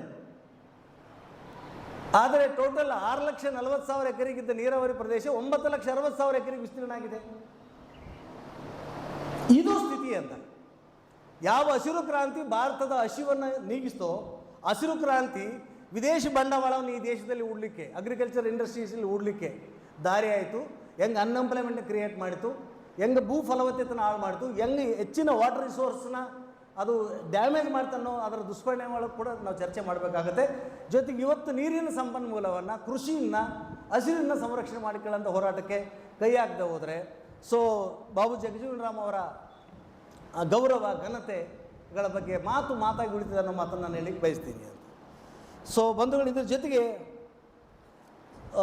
ಈಗ ಡಾಕ್ಟರ್ BR ಅಂಬೇಡ್ಕರ್ ಅವರ 135ನೇ ಜನ್ಮ ದಿನಾಚರಣೆ ಇವತ್ತು ಮೋಸ್ಟ್ಲಿ ದೇಶದಾದ್ಯಂತ ಭಾಳ ವ್ಯಾಪಕವಾಗಿ ಆಚರಿಸ್ತಾ ಇದ್ದಾರೆ, ಭಾಳ ವಿಶಿಷ್ಟವಾಗಿ ಆಚರಣೆ ಆಗ್ತಿದೆ ಅಂತ. ಅದೇ ಹೊತ್ತಿನಲ್ಲಿ ಪ್ರಪಂಚದ ಬೇರೆ ಬೇರೆ ದೇಶದಲ್ಲಿ ಕೂಡ ಆಚರಿಸ್ತಾ ಇದ್ದಾರೆ. ಭಾಳ ಇಂಪಾರ್ಟೆಂಟ್. ಅಂತಾರಾಷ್ಟ್ರೀಯ ಮಟ್ಟದಲ್ಲಿ ಯುನೈಟೆಡ್ ಸ್ಟೇಟ್ ಆಫ್ ಅಮೇರಿಕಾದ ಬಹುತೇಕ 50 ರಾಜ್ಯಗಳಲ್ಲಿ ಆಚರಣೆ ಮಾಡ್ತಾಯಿದ್ದಾರೆ ಅಂಬೇಡ್ಕರ್ ಅವರ ಜಯಂತಿನ ಅಂತ. ಈವನ್ ಇಸ್ಲಾಮಿಕ್ ಕಂಟ್ರಿಗಳಲ್ಲಿ, ಬೇರೆ ಬೇರೆ ಕಂಟ್ರಿಗಳಲ್ಲಿ, ನಮ್ಮ ದೇಶದಲ್ಲಿ ಕೂಡ ಭಾಳ ವ್ಯಾಪಕವಾಗಿ ಅಂಬೇಡ್ಕರ್ ಅವರ ಜಯಂತಿ ಆಚರಣೆ ಆಗ್ತಿದೆ. ನಾವು ಚಿಕ್ಕವರಿದ್ದಾಗ ಡಾಕ್ಟರ್ ಬಾಬಾ ಸಾಹೇಬ್ ಅಂಬೇಡ್ಕರ್ ಅವರ ಜಯಂತಿ ಮಾಡಲಿಕ್ಕೆ ನಮಗೆ ಬೇಕಾದ ಮೊದಲೇ ವಸ್ತು ಅಂದರೆ ಪೊಲೀಸ್ ಪರ್ಮಿಷನ್, 2ನೇದು ಫೋಟೋ. ಮೊದಲನೇದು ಪೊಲೀಸ್ ಪರ್ಮಿಷನ್ ಸಿಗಬೇಕಾಗಿತ್ತು, 2ನೇದು ನಮಗೊಂದು ಫೋಟೋ ಇರಬೇಕಾಗಿತ್ತು. ಅವೇಳಿದ್ರೆ ಚಂದಪಟ್ಟಿ ರೊಕ್ಕನೂ ಬೇಕಾಗಿದ್ದಿಲ್ಲ ಅಂಬೇಡ್ಕರ್ ಜಯಂತಿ ನಾವು ಮಾಡಲಿಕ್ಕೆ ಅಂತ. ಆವಾಗ ಪೊಲೀಸ್ ಪರ್ಮಿಷನ್ ಕೊಡ್ತಿದ್ದಿಲ್ಲ, ನಮಗೆ ಫೋಟೋ ಸಿಗ್ತಿದ್ದಿಲ್ಲ. ಅಂಥ ಸಂದರ್ಭದಲ್ಲಿ ಅಂಬೇಡ್ಕರ್ ಜಯಂತಿಗಳನ್ನ ದಲಿತ ಚಳವಳಿ ಮೂಲಕ ಶುರು ಮಾಡಲಾಯಿತು. ಅದರ ಇತಿಹಾಸಕ್ಕೆ ನಾನು ಹೋಗೋದಿಲ್ಲ, ಜಸ್ಟ್ ಅದರ ಬಗ್ಗೆ ಒಂದು ಝಲಕ್ ಮಾಡಲಿಕ್ಕೆ ಅಂತ. ಮಸ್ಕಿಯಲ್ಲಿ ಈ ಭಾಗದಲ್ಲಿ ಮೋಸ್ಟ್ಲಿ ಎಲ್ಲ ಗ್ರಾಮ, ಈವನ್ ಲಿಂಗಸೂರು ಒಳಗೊಂಡಂಗೆ ಮಸ್ಕಿ ಮೊದಲ ಅಂಬೇಡ್ಕರ್ ಜಯಂತಿಯನ್ನು ಆಚರಣೆ ಮಾಡಿದ ಊರಂದ್ರೆ ಮಸ್ಕಿನೇ, ನನ್ನ ನೆನಪಿದ್ದಂಗೆ ಅಂತ. ಅದಕ್ಕಿಂತ ಮುಂಚೆ ಯಾರು ಮಾಡಿಲ್ಲ ಅಂತ ನನಗನ್ನಿಸ್ತದೆ. ಆಮೇಲೆ ಶುರು ಮಾಡಿದ್ದು ಅದು, ಹಟ್ಟಿಯಲ್ಲಿ ಮಾಡಿದ್ರು. ಆಮೇಲೆ ಲಿಂಗಸೂರು ಭಾಳ ಲೇಟ್ ಆಯಿತು ಅಂತ. ಆಮೇಲೆ ಮಸ್ಕಿಯಲ್ಲಿ ದಲಿತ ಅಂಬೇಡ್ಕರ್ ಜಯಂತಿಯನ್ನು ಶುರು ಮಾಡಬೇಕಾದ್ರೆ ದಲಿತರು, ಇವತ್ತಿನ ಹರಿಜನವಾಡ ಏನಿದೆಯಲ್ಲ, ಮಸ್ಕಿ ಹರಿಜನವಾಡ, ಅದು ಆ್ಯಕ್ಚುಲಿ ಅಂಬೇಡ್ಕರ್ ಹೋರಾಟದ, ಅಂಬೇಡ್ಕರ್ ವಿಚಾರದ, ಅಂಬೇಡ್ಕರ್ ಅವರ ಭೂ ಹೋರಾಟಗಳ, ಅಂಬೇಡ್ಕರ್ ಅಥವಾ ದಲಿತ ಚಳವಳಿಯ ಜಾತಿ ವಿನಾಶದ ಭೂ ಹೋರಾಟಗಳ ಬಹುತೇಕ ರಾಜ್ಯ ಮಟ್ಟದ, ರಾಷ್ಟ್ರ ಮಟ್ಟದ, ಜಿಲ್ಲಾ ಮಟ್ಟದ ಎಲ್ಲ ನಾಯಕರು, ಗಾಯಕರು ನಡೆದಾಡಿದ ನೆಲ ಇವತ್ತಿನ ಹರಿಜನವಾಡ. ಇದನ್ನು ಸ್ವಲ್ಪ ಯಾಕಂದ್ರೆ ಹೊಸಬರಿಗೆ, ನಾನು ಇಲ್ಲಿದ್ದವ್ರ ಸಲುವಾಗಿ ಮಾತಾಡ್ತಿಲ್ಲ, ಹೊಸಬರಿಗೆ ಅಧಿಕಾರಿಗಳಿಗೂ ನಾನು ಇದನ್ನು ಹೇಳಿಕ್ಕೆ ಬಯಸ್ತೀನಿ. ಅದಕ್ಕೆ ನಮ್ಮ ಸಹೋದರಾದ ಬಸನಗೌಡರಿಗೆ ವಿನಂತಿ ಏನಂದರೆ, ಅವರ ಅವಧಿಯಲ್ಲಿ ಒಂದು ಅಂಬೇಡ್ಕರ್ ಗ್ರಂಥಾಲಯವನ್ನು ಹರಿಜನವಾಡದಲ್ಲಿ ಸ್ಥಾಪನೆ ಮಾಡೋದ್ರ ಮೂಲಕ, ಮಸ್ಕಿ ಹರಿಜನವಾಡದಲ್ಲಿ ಒಂದು ಅಂಬೇಡ್ಕರ್ ಅವರ ಗ್ರಂಥಾಲಯವನ್ನು ಶುರು ಮಾಡಲಿ, ಒಂದು ಒಳ್ಳೆಯ ಕೆಲಸ ಆಗುತ್ತೆ ಅಂತ ಹೇಳಕ್ಕೆ ನಾನು ಅದನ್ನು ಬಯಸ್ತೀನಿ ಅಂತ. ಜೊತೆಗೆ ಬಂಧುಗಳೇ, ನಾನು ಮೊದಲೇ ಒಂದು ಮಾತು ಹೇಳಿದೆ, ಯಾವುದು ಜೇಡರ ದಾಸಿಮೈಂದು, ಇಳೆ ನಿಮ್ಮ ದಾನ ಬೆಳೆ ನಿಮ್ಮ ದಾನ ಸುಳಿದು ಸೂಸುವ ಗಾಳಿ ನಿಮ್ಮ ದಾನ ಅಂತ. ಇಲ್ಲಿ ಆ್ಯಕ್ಚುಲಿ ಹೆಚ್ಚಿನ ಸಂಖ್ಯೆಯಲ್ಲಿ ಮಹಿಳೆ, ನಾನು ಮೆರವಣಿಗೆ ಇದ್ದಾಗ ಬಂದೆ, ಆ್ಯಕ್ಚುಲಿ ಮಹಿಳೆಯರು ಹೆಚ್ಚಿನ ಸಂಖ್ಯೆಯಲ್ಲಿ ಭಾಗವಹಿಸಂಗೆ ಆಗಬೇಕು ಅಂತ. ಯಾವುದೇ ಕಾರ್ಯಕ್ರಮ, ಯಾವುದೇ ಹೋರಾಟ, ಯಾವುದೇ ಆಂದೋಲನ, ಯಾವುದೇ ಅರಿವು ಮಹಿಳೆಯರಿಂದ ಅದು ಸಕ್ಸಸ್ ಆಗಲಿಕ್ಕೆ ಸಾಧ್ಯತೆ ಇಲ್ಲ. ಮಹಿಳೆಯರು ಈ ಸಮಾಜದಲ್ಲಿ 50% ಇದ್ದಾರೆ. ಕನಿಷ್ಠ ಈಗಂತೂ 33% ಅವರು ರಿಸರ್ವೇಷನ್ ಏನು ಕೇಳ್ತಾ ಇದ್ದೀವಿ ನಾವು. ಅವರು ಸಾಮಾಜಿಕ ಆಂದೋಲನಗಳಲ್ಲಿ, ಸಾಮಾಜಿಕ ಸಮಾರಂಭಗಳಲ್ಲಿ, ಆಮೇಲೆ ರಾಜಕೀಯದಲ್ಲಿ, ಸಾಂಸ್ಕೃತಿಕ ಕ್ಷೇತ್ರದಲ್ಲಿ ಅವರು ಸರಿಗಾತ್ರದಲ್ಲಿ ಭಾಗವಹಿಸದೆ ಹೋದರೆ, ಅವರು ನೇತೃತ್ವ ವಹಿಸದೆ ಹೋದರೆ ಈ ಸಮಾಜ ಯಶಸ್ವಿಯಾಗಲಿಕ್ಕೆ ಸಾಧ್ಯತೆ ಇಲ್ಲ. ಗಂಡು ಮಕ್ಕಳಿಗಿಂತ ಹೆಣ್ಮಕ್ಳಿಗೆ ಜವಾಬ್ದಾರಿ ಜಾಸ್ತಿ. ಅವ್ರು ನಮಗಿಂತ ಶಾಣೆ, ನಮಗಿಂತ ಬುದ್ಧಿವಂತರೆ, ಅವ್ರಿಗೆ ಹೊಣೆಗಾರಿಕೆ ಜಾಸ್ತಿ ಇದೆ. ಅವ್ರನ್ನ ಈ ಸಮಾಜದಲ್ಲಿ ಮುಂದಕ್ಕೆ ಬಿಡಬೇಕಾಗಿದೆ ಅಂತ ನಾವೆಲ್ಲ ಹೇಳ್ತೀವಿ. ಆ್ಯಕ್ಚುಲಿ ಸಮಾನತೆ, ಸಂವಿಧಾನ, ಕಾಯಿದೆ, ಅದು ಇದು ಏನು ಹೇಳಿದಾಗಲೂ ಕೂಡ ನಾವು ಆ್ಯಕ್ಚುಲಿ ಹೆಣ್ಮಕ್ಕಳಿಗೆ ಮುಂದಕ್ಕೆ ಬಿಡಲಿಕ್ಕೆ ತಯಾರಿಲ್ಲ. ಹಾಗಾಗಿ ನಮ್ಮ ಕಾರ್ಯಕ್ರಮಗಳಲ್ಲಿ ಯಾವ ಜಯಂತಿಯಲ್ಲಿ ಹೆಣ್ಮಕ್ಳು 190% ಇರಬೇಕಾಗಿತ್ತೋ 10% ಇದ್ದಾರೆ. ಈ ದೇಶದ ಮಹಿಳೆಯರ ವಿಮೋಚನೆ ಸಲುವಾಗಿ, ಮಹಿಳೆಯರ ಅಕ್ಷರ ಕಲ್ತಿರೋದಕ್ಕೆ ಅಂಬೇಡ್ಕರ್ ಕಾರಣ, ಮಹಿಳೆಯರು ಓಟ್ ಹಾಕಿರೋದಕ್ಕೆ ಅಂಬೇಡ್ಕರ್ ಕಾರಣ, ಮಹಿಳೆಯರಿಗೆ ಆಸ್ತಿ ಹಕ್ಕು ಬಂದಿದ್ದು ಅಂಬೇಡ್ಕರಿಂದಾಗಿ, ಮಹಿಳೆ ಮಾತಾಡುವ ಸ್ವಾತಂತ್ರ್ಯ ಸಿಕ್ಕಿದ್ದು ಬಾಬಾ ಸಾಹೇಬ್ ಅಂಬೇಡ್ಕರಿಂದ. ಆದರೆ ನೀವು ಎಲ್ಲಮ್ಮ ಹುಲಿಗೆ ಒಂದು ಜಾತ್ರೆಯಲ್ಲಿ ಲಕ್ಷ ಸಂಖ್ಯೆಯಲ್ಲಿ ಇರ್ತೀರಿ. ಯಾವ ಜಾತ್ರೆಯಲ್ಲಿ ನಿಮ್ಮನ್ನು ದೇವದಾಸಿ ಅಂತ ಕರೆಯಲಾಯಿತು ಅಲ್ಲಿ ಲಕ್ಷ ಸಂಖ್ಯೆಯಲ್ಲಿ ಇರ್ತೀರಿ. ಯಾವ ಮಹಾಪುರುಷರ ಹೋರಾಟದಲ್ಲಿ ಮಹಿಳೆಯನ್ನು ಒಬ್ಬ ದೇವತೆಯನ್ನಾಗಿ ನೋಡಲಾಯಿತು, ಉನ್ನತ ಮನುಷ್ಯರಾಗಿ ನಿಲ್ಲಿಸಲಾಯಿತು, ಎಲ್ಲ ಹಕ್ಕುಗಳನ್ನು ಅವಳಿಗೆ ಕಾಯ್ದಿರಿಸಲಾಯಿತು, ಅಲ್ಲಿ 10% ಇರ್ತೀರಿ. ಯಾರಾದರೂ ಒಬ್ಬ ಅಡ್ಡಕಸ್ಬಿ ಸ್ವಾಮೀಜಿ ಮೌಢ್ಯದ ಮೆರವಣಿಗೆ ಶುರು ಮಾಡಿದ್ರೆ 1000 ಮಂದಿ ಕುಂಭಮೇಳ ಹೊತ್ಕೊಂಡು ಹೋಗ್ತಾರೆ. ಅಲ್ಲಿ ನೋಡ್ಬೇಕು ಕುಂಭಮೇಳ ಬರೋರ್ನ. ಒಂದು 30 ರೂಪಾಯಿದ್ದು ಅದಕ್ಕೇನಂತಾರೆ, 30 ರೂಪಾಯಿ, ಒಂದು 30 ರೂಪಾಯಿ ತಾಲಿ, 3.5 ರೂಪಾಯಿದು ಒಂದು ಕುಬ್ಸದ ಕಾಣ, 2 ಅಡಿಕೆ 2 ಎಲೆ ಕೊಟ್ಬಿಟ್ರೆ 1000 ಕುಂಭಮೇಳ. ಇಲ್ಲ ನೀವು ಅಂತ. ಇಲ್ಲಿ ಕಾರ್ಯಕ್ರಮ ನಡೆಸೋದೇ ದಲಿತರ ಸಲುವಾಗಿ, ಹೆಣ್ಮಕ್ಳ ಸಲುವಾಗಿ, ಹಿಂದುಳಿದ ವರ್ಗದ ಸಲುವಾಗಿ, ಪ್ರಜ್ಞಾವಂತರ ಸಲುವಾಗಿ, ಪ್ರಜಾಪ್ರಭುತ್ವವಾದಿಗಳ ಸಲುವಾಗಿ, ಅರಿವಿನ ಜನರ ಸಲುವಾಗಿ ಈ ಕಾರ್ಯಕ್ರಮಗಳಂತ. ಸೋಕಿ ದಿನಾಚರಣೆಗಳಲ್ಲ ಅಂತ. ನಾನು ಬಂದಿದ್ದಂತ ಅದರ ಸಲುವಾಗಿ ಅಂತ. ಯಾರು ಕೇಳಬೇಕು? ಈಗ ಪಾಪಿಗೆ ಆತಕ್ಕೆ ಬೇಕು ಪರಮ ತತ್ವದ ಬಾದು, ಕೋಪಿಗೆ ಆತಕ್ಕೆ ಬೇಕು ಸುಖನ ಶಾಂತ ಗುಣದ ಬುದ್ಧಿ ಅಂತ ಪುರಾಣ ಹೇಳ್ತಾರಂತ. ನಾನು ಹೇಳ್ತೀನಿ, ಪಾಪಿಗಿನೇ ಪರಮ ತತ್ವದ ಬೋಧ ಬೇಕಂತ. ಅನ್ನ ಯಾರಿಗೆ ಬೇಕು? ಹಸಿದವನಿಗೆ ಬೇಕು ಅಂತ. ನೀರು ಯಾರಿಗೆ ಬೇಕು? ನೀರಡಿಕೆ ಆದವನಿಗೆ ಬೇಕಂತ. ಜ್ಞಾನದ ಹಸಿವು ಯಾರಿಗದ ಅವ್ರಿಗೆ ಜ್ಞಾನ ಬೇಕಂತ. ಅಂಬೇಡ್ಕರ್ ಜಯಂತಿನ ಡೇ ಆಫ್ ನಾಲೆಜ್ ಅಂತ ಆಚರಣೆ ಮಾಡ್ತಾರೆ. ಜ್ಞಾನದ ದಿನ ಅಂತ ಇಡೀ ಪ್ರಪಂಚ ಆಚರಣೆ ಮಾಡ್ತಿದೆ. ಅಂಬೇಡ್ಕರ್ ಜ್ಞಾನ, ಅಂಬೇಡ್ಕರ್ ಕಾರ್ಯಾಚರಣೆ, ಅವರ ಅವಿರತ ಹೋರಾಟ, ಅವರ ಛಲ, ಅವರ ಬಲ, ಆ ಕಾರಣಕ್ಕೆ ಅಂಬೇಡ್ಕರ್ ನಮಗೆ ಬೇಕಾಗಿದೆ ಅಂತ. ಅಂಬೇಡ್ಕರ್ ಕೇವಲ ಜೈವಿಕವಾಗಿ ನಮಗೆ ಬೇಕಾಗಿಲ್ಲ. ಇದು ಮೊದಲನೇದಾಗಿ ನಾವು ತಿದ್ದುಕೊಳ್ಳೇಬೇಕು. ನಮ್ಮ ಮಕ್ಕಳನ್ನು, ನಮ್ಮ ಮಹಿಳೆ ಅಕ್ಕ ತಂಗಿಯರನ್ನ ಯಾವುದೇ ಕ್ಷೇತ್ರದಲ್ಲಿರಲಿ, ಭಾಳ ಮುಖ್ಯವಾಗಿ ಅಂಬೇಡ್ಕರ್ ಕುರಿತು ಮಹಿಳೆಯರು ಓದಲೇಬೇಕು, ಮಾತಾಡಲೇಬೇಕು. ಇವತ್ತಿಗೂ ಈ ದೇಶದಲ್ಲಿ ಮಹಿಳೆಯರು 2ನೇ ದರ್ಜೆಯ ಪ್ರಜೆಗಳಾಗಿ ನೋಡ್ತಾ ಇದ್ದಾರೆ. ಮಹಿಳೆಯರ ಕೈಕಾಲಿಗಳಿಗೆ ಬೇಡಿಗಳನ್ನು ಹಾಕಿದ್ದಾರೆ. ಅವರ ವಿಮೋಚನೆ ಆಗೇ ಇಲ್ಲ. ಡಾಕ್ಟರ್ ಬಾಬಾ ಸಾಹೇಬ್ ಅಂಬೇಡ್ಕರ್ ಹೇಳಿದ ಪ್ರಕಾರ ಅಸ್ಪೃಶ್ಯರ 2ನೇ ದರ್ಜೆ ಅಸ್ಪೃಶ್ಯರಂದ್ರೆ ಮಹಿಳೆಯರಾಗಬೇಕಾಗಿದೆ. ಹಾಗಾಗಿ ಮಹಿಳೆಯರ ಜಾಗೃತಿ, ಮಹಿಳೆಯರ ಒಳಗೊಳ್ಳುವಿಕೆಗಾಗಿ ನಾವು ಹೆಚ್ಚು ಒತ್ತು ಕೊಡಬೇಕನ್ನೋದನ್ನು ಬಯಸ್ತೀವಿ ಅಂತ. 2ನೇದಾಗಿ ಇಂಥ ಕಾರ್ಯಕ್ರಮಗಳಲ್ಲಿ, ಇಂಥ ಅರಿವಿನ ಜಾಗೃತಿ ಕಾರ್ಯಕ್ರಮಗಳಲ್ಲಿ ಜಾಸ್ತಿ ಜನ ಇರಬೇಕಾಗಿದ್ದು ಶರಣ ಪರಂಪರೆಯ ನಮ್ಮ ಎಲ್ಲ ಲಿಂಗಾಯತರು ಅಂತ ನಾನು ಹೇಳಕ್ಕೆ ಬಯಸ್ತೀನಿ. ಶರಣ ಪರಂಪರೆಯನ್ನು ಕೊಂಡಾಡುವಂಥ, ಶರಣ ಪರಂಪರೆಯನ್ನು ಹೊತ್ತು ಮೆರೆಯುವಂಥ ನಮ್ಮ ಲಿಂಗಾಯತ ಬಂಧುಗಳು. ನಾನು ಪಂಚಮಿ ಶಾಲೆಯವರು ಅಂತ ಹೇಳ್ತಿಲ್ಲ, ರೆಡ್ಡಿಯವರು ಅಂತ ಹೇಳ್ತಿಲ್ಲ, ಬಣಜೀರು ಅಂತ ಹೇಳ್ತಿಲ್ಲ. ನಾನು ಹೇಳ್ತಿರೋದು ಲಿಂಗಾಯತರು ಅಂತ. ಯಾಕಂದರೆ ಬಸವಣ್ಣನೇ ಬಾಬಾ ಸಾಹೇಬ್. ನೀವು ಯಾವುದೇ ಒಬ್ಬ ದಲಿತನ ಮನೆಗೆ ಹೋದರೆ ನೀವು 3 ಫೋಟೋಗಳನ್ನು ಒಂದೇ ಫ್ರೇಮ್ನಲ್ಲಿ ನೋಡ್ತೀರಿ. ಬುದ್ಧ, ಬಸವಣ್ಣ, ಅಂಬೇಡ್ಕರ್ನ ಒಂದೇ ಫ್ರೇಮ್ನಲ್ಲಿ 3 ಫೋಟೋ ನೋಡ್ತೀರಿ ಅಂತ. ಇದು ದಲಿತರ ದೊಡ್ಡಸ್ತಿಕೆ. ಏನು ಹೇಳಿ? ಒಂದು ಫ್ರೇಮ್ನೊಳಗಡೆ ಬುದ್ಧನನ್ನು, ಬಸವಣ್ಣನನ್ನು, ಬಾಬಾ ಸಾಹೇಬ್ ಅಂಬೇಡ್ಕರ್ ಅವರನ್ನ ಒಂದೇ ಫ್ರೇಮ್ ಒಳಗಡೆ ಮೂವರಿಗೂ ಸಮಾನ ಸ್ಥಾನಮಾನಗಳನ್ನು ಇವನೇ ಅವರು ಅವರೇ ಇವರಂತೇಳಿ ಅರ್ಥ ತುಂಬಿ ಏನು ತಮ್ಮ ಸಣ್ಣ ಸಣ್ಣ ಮನೆಗಳ ಬಂಕದಲ್ಲಿ ಏನು ನೇತಾಕಿದ್ದನ್ನು ನೀವು ನೋಡ್ಬೋದು ಎಲ್ಲ ದಲಿತರ ಮನೆಯಲ್ಲಿ. ಅಧಿಕಾರಿಗಳು ಗಮನಿಸಿ, ನೀವು ಮೇಲ್ವರ್ಗದವರಾಗಿರಲಿ, ಮಧ್ಯಮ ಜಾತಿಗೆ ಸೇರಿದವರಾಗಿರಲಿ, ಕೆಳವರ್ಗದ ಜಾತಿಯಲ್ಲಿ ಬಂದ ಅಧಿಕಾರಿಗಳಾಗಿರಲಿ, ಮಾತಾಡ್ಬೋದು ಅಂತ ಮಾತಾಡಲಿಕ್ಕೆ ನಿಂತರೆ ಸಾಕಷ್ಟು ಬೆಟ್ಟಗಟ್ಟಲೆ ಮಾತಾಡ್ಬೋದು. ಏನು ಮಾಡ್ತಾ ಇದ್ದೀವಿ ಅಂತೇಳಿ. ದಲಿತರ ಮನೆಗೆ ಹೋಗಿದರೆ ನೀವು ಈ 3 ಮಹಾಶಯರ ಫೋಟೋಗಳನ್ನು ಒಂದೇ ಫ್ರೇಮ್ನಲ್ಲಿ ನೋಡ್ತೀರಿ ಅಂತ. ಇದು ದಲಿತರ ದೊಡ್ಡಸ್ತಿಕೆ. ಯಾಕಂದ್ರೆ ದಲಿತರದ್ದು ಆ ಧರ್ಮ ಈ ಧರ್ಮ ಅಲ್ಲ, ದಲಿತರದ್ದು ಮಾನವ ಧರ್ಮ. ಯಾಕಂದ್ರೆ ದಲಿತರಿಗೆ ಆ ಧರ್ಮದಲ್ಲಿ ಸ್ಥಾನ ಇಲ್ಲ, ಈ ಧರ್ಮದಲ್ಲಿ ಮಾನ ಇಲ್ಲ. ಆದರೆ ಕಾಲಾನುಕಾಲದಿಂದ ಶರಣ ಸಂಸ್ಕೃತಿ, ಶರಣ ಜಾಗೃತಿ, ಲಿಂಗಾಯತ ಚಳವಳಿ ಮೂಲಕ ಬೆಳೆದು ಬಂದಂಥ ನಮ್ಮ ಲಿಂಗಾಯತ ಬಂಧುಗಳು ಅವರ ಮನೆಗಳಲ್ಲಿ, ಅವರ ಮಂದಿರಗಳಲ್ಲಿ, ಅವರ ಮಠಗಳಲ್ಲಿ ನೀವು ಬುದ್ಧನ ಫೋಟೋವನ್ನು ನೋಡೋದು ವಿರಳ ಅಂತ ನಾನು ಅನಿಸ್ತೇನೆ. ಬಾಬಾ ಸಾಹೇಬರ ಫೋಟೋ ನೋಡ್ಲಿಕ್ಕೆ ಸಾಧ್ಯತೆ ಆಗ್ತಿಲ್ಲ. ಬಾಬು ಜಗಜೀವನರಾಮ್ ಫೋಟೋಗಳನ್ನು ಕಾಣ್ತಾ ಇಲ್ಲ ನಮಗಂತ. ನೀವು ಭಾಷಣ ಮಾಡ್ಬೋದು, ನಿಮ್ಮ ಮನೆಯೊಳಗೆ ಈ ಫೋಟೋಗಳು ಕಾಣಿಸ್ತಿಲ್ಲ, ನಿಮ್ಮ ಮಠದೊಳಗಡೆ, ನಿಮ್ಮ ಗುಡಿ ಒಳಗಡೆ ಈ ಫೋಟೋ ಕಾಣಿಸ್ತಿಲ್ಲ. ಅದಕ್ಕೆ ನೀವು ಬದಲಾಗಲೇಬೇಕು ಅಂತ. ಯಾಕಂದರೆ ನೀವು ಬದಲಾಗ್ತಾನೆ.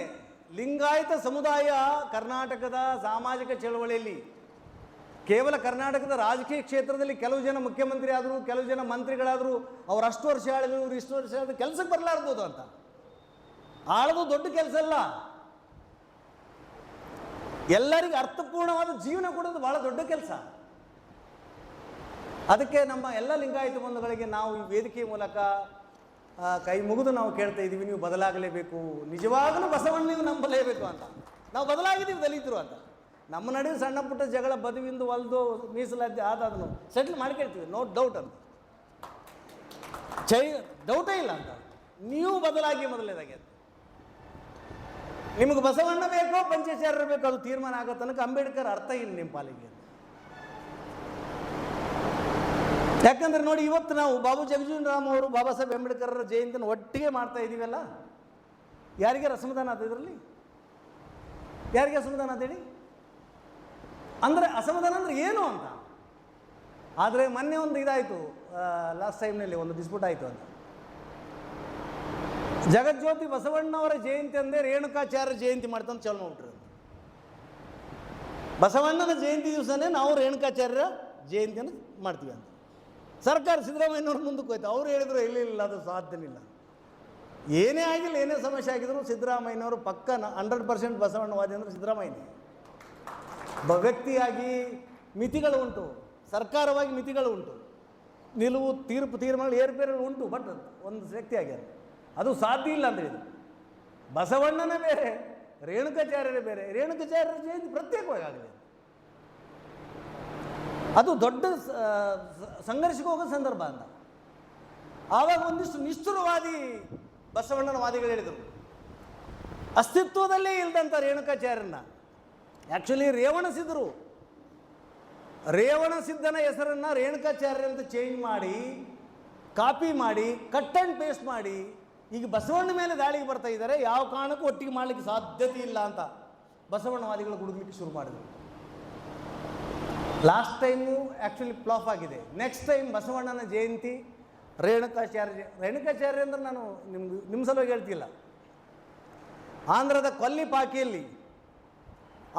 ಕೊಲ್ಲಿಪಾಕಿಯಲ್ಲಿ ಕಲ್ಲಿನ ಲಿಂಗ ಸಿಡಿದು ಅದರಿಂದ ಉದ್ಭವವಾದ ಆಚಾರ್ಯ ರೇಣುಕಾಚಾರ್ಯರು ಅಂತ ಕತೆ ಚರಿತ್ರೆ ಹೇಳುತ್ತೆ. ಆ್ಯಕ್ಚುಲಿ ರೇವಣ ಸಿದ್ಧರು, ಮರಳ ಸಿದ್ಧರು 64 ಜನ ಸಿದ್ಧರು ಕರ್ನಾಟಕದ, ತಮಿಳುನಾಡು, ಕೇರಳದಲ್ಲಿ, ದಕ್ಷಿಣ ಭಾರತದಲ್ಲಿ ಬೆಳೆದು ಬಂದಿದ್ದೇ ಸಿದ್ಧ ಪರಂಪರೆ. ಆ ಸಿದ್ಧ ಪರಂಪರೆಗೆ ಆಧಾರವೇ ಬುದ್ಧ ಪರಂಪರೆ. ಈ ಪರಂಪರೆ ಎಲ್ಲಿ ಇಲ್ಲ. ರೇಣುಕಾಚಾರ್ಯ ಅನ್ನೋಂಥ ಪರಂಪರೆ ಎಲ್ಲಿ ಇಲ್ಲ, ಪಂಚಾಚಾರ್ಯ ಅನ್ನೋಂಥ ಪರಂಪರೆ ಎಲ್ಲಿ ಇಲ್ಲ. ಕೃತ್ರಿಮವಾಗಿ ಆ್ಯಕ್ಚುಲಿ ಕ್ರಿಯೇಟ್ ಮಾಡಿದ್ದು ಅಂತ. ಸೊ ಮುಂದಿನ ಸಲ ಆ ಯತ್ನ ಮಾಡಬೇಕಾದ್ರೆ ನಾವು ದಲಿತರು, ದಮನಿತರು, ಸಮಾನತೆ ಜನಗಳು ನಾವು ಒಂದು ಕೆಲಸವನ್ನು ಮಾಡಬೇಕಾಗತ್ತೆ. ಏನಂತ, ಇನ್ನು ಕೆಲವೇ ದಿನಕ್ಕೆ ಬಸವಣ್ಣನ ಜಯಂತಿ ಅದ. ಎಲ್ಲಿವರೆಗೆ ಬಾಬಾ ಸಾಹೇಬರೊಳಗಡೆ ಬಸವಣ್ಣನ ಕಾಣಲಿಕ್ಕೆ ನಮ್ಗೆ ಸಾಧ್ಯ ಆಗೋದಿಲ್ಲೋ ನಾವು ಕುಳ್ರೆ ಅಂತ ಅರ್ಥ. ಬಾಬಾ ಸಾಹೇಬರೊಳಗಡೆ ಬಸವಣ್ಣ ನಮ್ಗೆ ಕಾಣೋದಿಲ್ಲ ಅಂದ್ರೆ ನಾವು ಕುಳ್ರು ಅಂತ ಅರ್ಥ. We are also blind. ಬಸವಣ್ಣನೊಳಗಡೆ ಬುದ್ಧನನ್ನು ಕಾಣಬೇಕು, ಅದಕ್ಕೆ ಮುಕ್ಕಣ್ಣ ಅಂತ ಕರೀತಾರೆ, 3 ಕಣ್ಣಿದ್ದವಂತರ ಜ್ಞಾನಿ ಅಂತ ಕರೀತಾರೆ.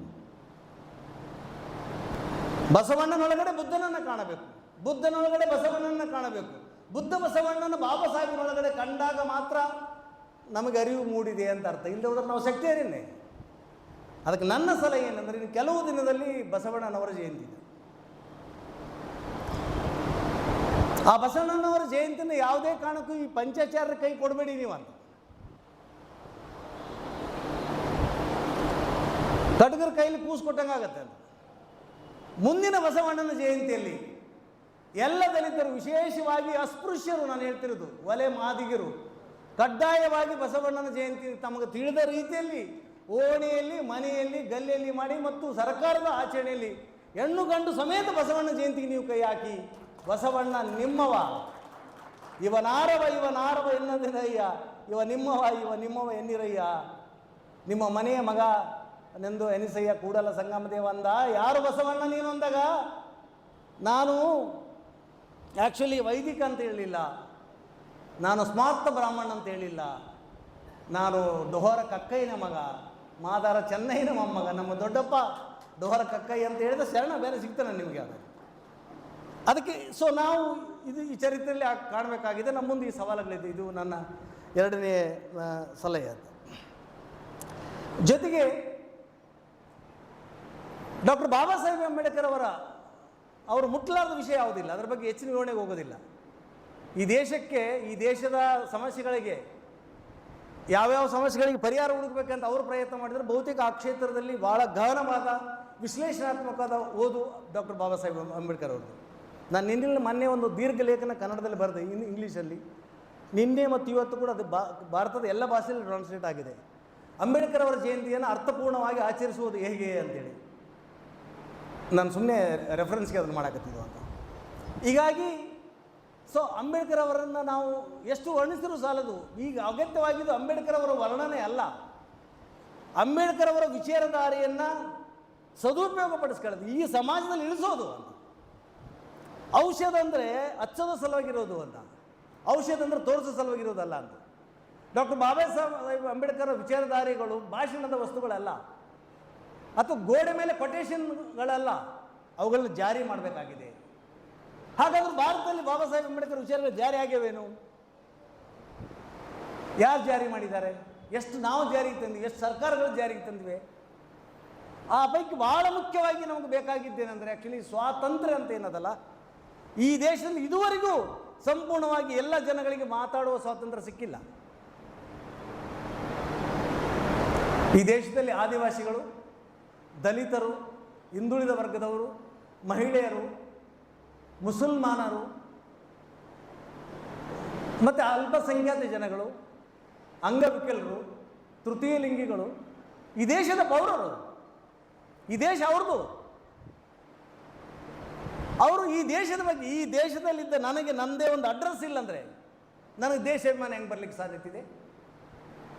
ಈ ದೇಶದಲ್ಲಿ ನನ್ನ ತಂದೆ ಬದುಕಿದ, ನನ್ನ ತಾತ ಬದುಕಿದ, ನನ್ನ ಮುತ್ತಾತ ಬದುಕಿದ, ನನ್ನ ಸಂತಾನ, ಸಾವಿರಾರು ವರ್ಷದ ಸಂತಾನ ಈ ದೇಶದ್ದೇ. ಆದರೆ ನನಗೊಂದು ಸ್ವಂತ ಅಡ್ರೆಸ್ ಇಲ್ಲ. ಈ ದೇಶದಲ್ಲಿ ನನಗೊಂದು ಸ್ವಂತ ಮನೆ ಇಲ್ಲ, ಸ್ವಂತ 1 ಎಕರೆ ಜಮೀನಿಲ್ಲ, ಸ್ವಂತ ಉದ್ಯೋಗ ಇಲ್ಲ. ನನ್ನ ದೇಶದಲ್ಲಿ ನಾನೊಬ್ಬ ನಿರುದ್ಯೋಗಿ ಅನ್ನೋದಲ್ಲ, ಈ ಅತಿರೇಕ ಕೂತ ಏನದ? ಸೊ ಈ ಬ್ಯಾಕ್ಗ್ರೌಂಡಲ್ಲಿ ವಿಚಾರ ಮಾಡೋದಾದರೆ ಆ್ಯಕ್ಚುಲಿ ಅಂಬೇಡ್ಕರ್ ಅವರ ಹೋರಾಟ ಸಂಪೂರ್ಣಗೊಂಡಿಲ್ಲ. ಬಹುತೇಕ ಹೋರಾಟ ಬಾಕಿ ಇದೆ. ಹೋರಾಟ ಮಾಡಬೇಕಂತ ಹೇಳಲಾಗುತ್ತೆ, ಅವುಗಳ ಜಾರಿಗೆ ತರಲಿಕ್ಕೆ ಸಾಧ್ಯ ಆಗಿಲ್ಲ. ಉದಾಹರಣೆಗಾಗಿ ಜಾತಿ ವಿಷಯ, ಜಾತಿ ಮತ್ತು ಅಸ್ಪೃಶ್ಯತೆ. ಬಂಧುಗಳೇ, ಕಳೆದ ವಾರ ನೀವು ಎಲ್ಲರೂ ಪೇಪರ್ನಲ್ಲಿ ಓದಿರಿ. ಆ್ಯಕ್ಚುಲಿ ಯಾದಗಿರಿ ಜಿಲ್ಲಾ ಎಂಥ ಊರದು ಆ್ಯಕ್ಚುಲಿ, ಮಾಣಿಕೇಶ್ವರಿ, ಯಾನಗುಂದಿ ಮಾಣಿಕೇಶ್ವರಿ ಮಠ ಎಲ್ಲರಿಗೂ ಗೊತ್ತು. ಯಾನಗುಂದಿ ಮಾಣಿಕೇಶ್ವರಿ ಮಠದಿಂದ ಒಬ್ಬ ಸ್ವಾಮೀಜಿಯನ್ನು ಹೊಡೆದು ಹೊರಗೆ ಹಾಕಿದರು. ಇದರ ಸಲುವಾಗಿ ನಿನ್ನೆ ಆ್ಯಕ್ಚುಲಿ ಪಂಚಮಸಾಲಿ ಪೀಠದ ಸ್ವಾಮಿಯನ್ನು ಟ್ರಸ್ಟ್ನವರು ಹೊರಗೆ ಹಾಕಿದ್ರು. ಆ ವಿಷಯ ಬೇರೆ ಅದ. ಆಮೇಲೆ ಯಾನಗುಂದಿ ಮಾಣಿಕೇಶ್ವರಿ ಗುಡಿಯಲ್ಲಿ ಸುಬ್ಬಸ್ವಾಮಿನ ಮುರಾರಿಯವರೇ ಹೊರಗಾಕಿದ್ರು. ಯಾಕೆ ಹೊರಗಾಕಿದ್ರು? ಕಳ್ತನ ಮಾಡಿದ್ನ, ಮೋಸ ಮಾಡಿದ್ನ, ಆಸ್ತಿ ಮಾಡಿದ್ನ? ಯಾನಗುಂದಿ ಮಾಣಿಕೇಶ್ವರದಲ್ಲಿ ಕಳೆದ 10 ವರ್ಷಗಳಿಂದ ಸೇವೆ ಮಾಡಿದ ಸ್ವಾಮಿ ದಲಿತರವನು ಅಂತೇಳಿ, ದಲಿತ ಅಸ್ಪೃಶ್ಯದ ಅನ್ನೋನ ಕಾರಣಕ್ಕೆ ನಿನ್ನಿಂದ ಮೊನ್ನೆ ಅವನಿಗೆ ಜಾತಿ ಗೊತ್ತಾಯ್ತು ಅನ್ನೋ ಕಾರಣಕ್ಕೆ ಹೊಡೆದು ಹೊರಗೆ ಹಾಕಿದ್ದಾರೆ. ಎಷ್ಟು ಆ್ಯಕ್ಷನ್ ತಗೊಂಡಿರಿ? ಅದೇ ಗುಲ್ಬರ್ಗ ಜಿಲ್ಲೆ, ಆ್ಯಕ್ಚುಲಿ ಮೋಸ್ಟ್ಲಿ ಜೇವರ್ಗಿ ತಾಲೂಕ, ದೇವರ ಗುಡಿಯ ಕಟ್ಟೆ ಮೇಲೆ ಕುಂತ ಅನ್ನೋ ಕಾರಣಕ್ಕೆ ಅವನನ್ನು ಹೀನಮಾನವಾಗಿ ತಿಳಿಸಲಾಗಿದೆ, ಓಡಿಸಲಾಗಿದೆ ಅಂತ ಪ್ರತಿನಿತ್ಯ ವರದಿ ಆಗತ್ತೆ. ಅಸ್ಪೃಶ್ಯತೆ ಜೀವಂತ ಆಗಿದೆ, ರೂಪ ಬದಲಾಗಿದೆ. ಅದು ಯಾವಾಗ ಚಾ ಕಪ್ ಹೋಗ್ಬಿಟ್ಟು ಪ್ಲಾಸ್ಟಿಕ್ ಕಪ್ ಬಂತಲ್ಲ, ಇವತ್ತು ಬೆಳಗ್ಗೆ ಬಾಮನಕಲ್ಲೂರಲ್ಲಿ ಇಡ್ಲಿ ತಿನ್ಬೇಕಂತ ನನಗೆ, ಇಲ್ಲ ಇವತ್ತು ಇಡ್ಲಿ ಮಾಡಿಲ್ಲ ಅಂದರು. ಯಾಕೆ ಅಂತ ಕೇಳಿದ್ವಿ ಅಂತ. ಇಡ್ಲಿ ಮಾಡೋ 3 ಅಂಗಡಿದ್ದು 2 ಅಂಗಡಿಯವ್ರು ಬಂದಾಗಿದ್ದಾರೆ. ಅವ್ರು ಯಾವುದೋ ಬೇರೆ ಕಾರಣಕ್ಕೆ. ಒಂದು ಅಂಗಡಿಯವರು ಸ್ವಲ್ಪ ಅವ್ರು ದೊಡ್ಡ ಜಾತಿಯವರು, ಅವ್ರು ಇಡ್ಲಿ ಮಾಡಲ್ಲ ಇವತ್ತಂದ್ರೆ. ಯಾಕೆ ಅಂತ ಕೇಳಿದ್ರೆ, ಇಡ್ಲಿ ಮಾಡಿದ್ರೆ ಪ್ಲೇಟ್ ತೊಳಿಬೇಕಾಗತ್ತೆ, ಒಗ್ಗರಣೆ ಮಾಡಿದ್ರೆ ಕಾಗದ ಸರಿ ಹೋಗುತ್ತೆ. ಯಾಕಂದರೆ ಮುಕ್ತವಾಗಿ ಇದನ್ನು ನಾವು ಮಾತಾಡಿಕೊಂಡು ಹೋದರೆ ಈ ಜಯಂತಿಗೆ ಅರ್ಥ ಇಲ್ಲ, ನಮಗೂ ಅರ್ಥ ಇಲ್ಲ ಅಂತ. ಅಸ್ಪೃಶ್ಯತೆಯನ್ನು ಜೀವಂತ ಇಡಲಾಗಿದೆ.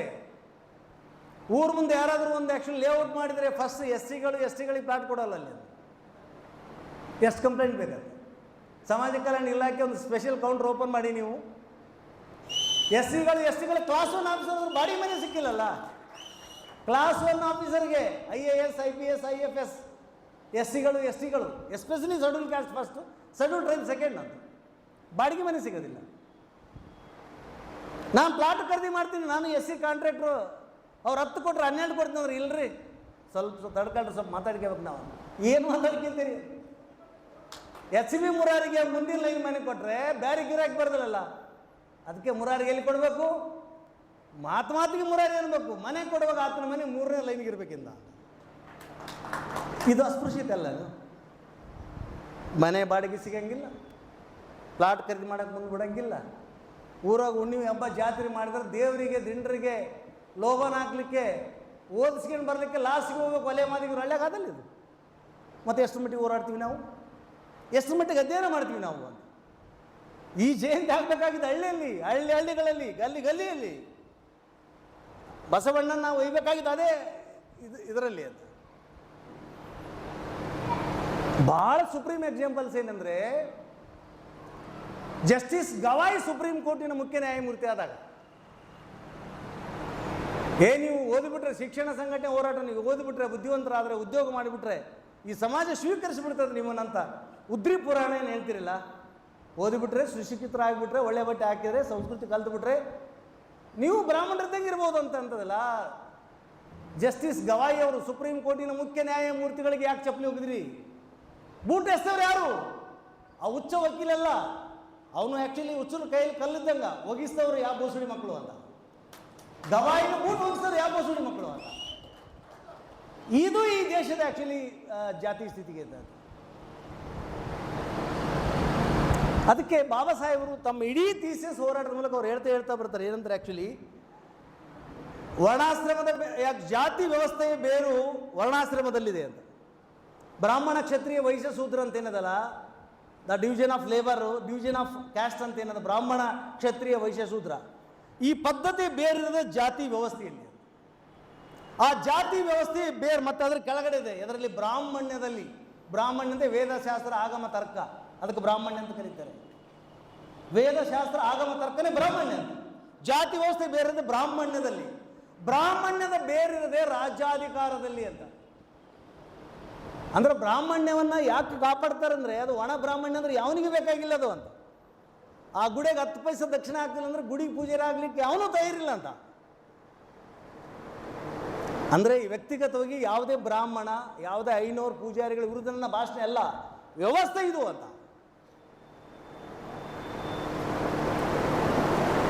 ಹಾಗಾಗಿ ಈ ಜಾತಿ ವ್ಯವಸ್ಥೆಯ ವಿರುದ್ಧದ ನಮ್ಮ ಆಲೋಚನಾ ಕ್ರಮದಲ್ಲಿ ನಮ್ಮ ಆಯ್ಕೆ ಯಾವುದಾಗಬೇಕು?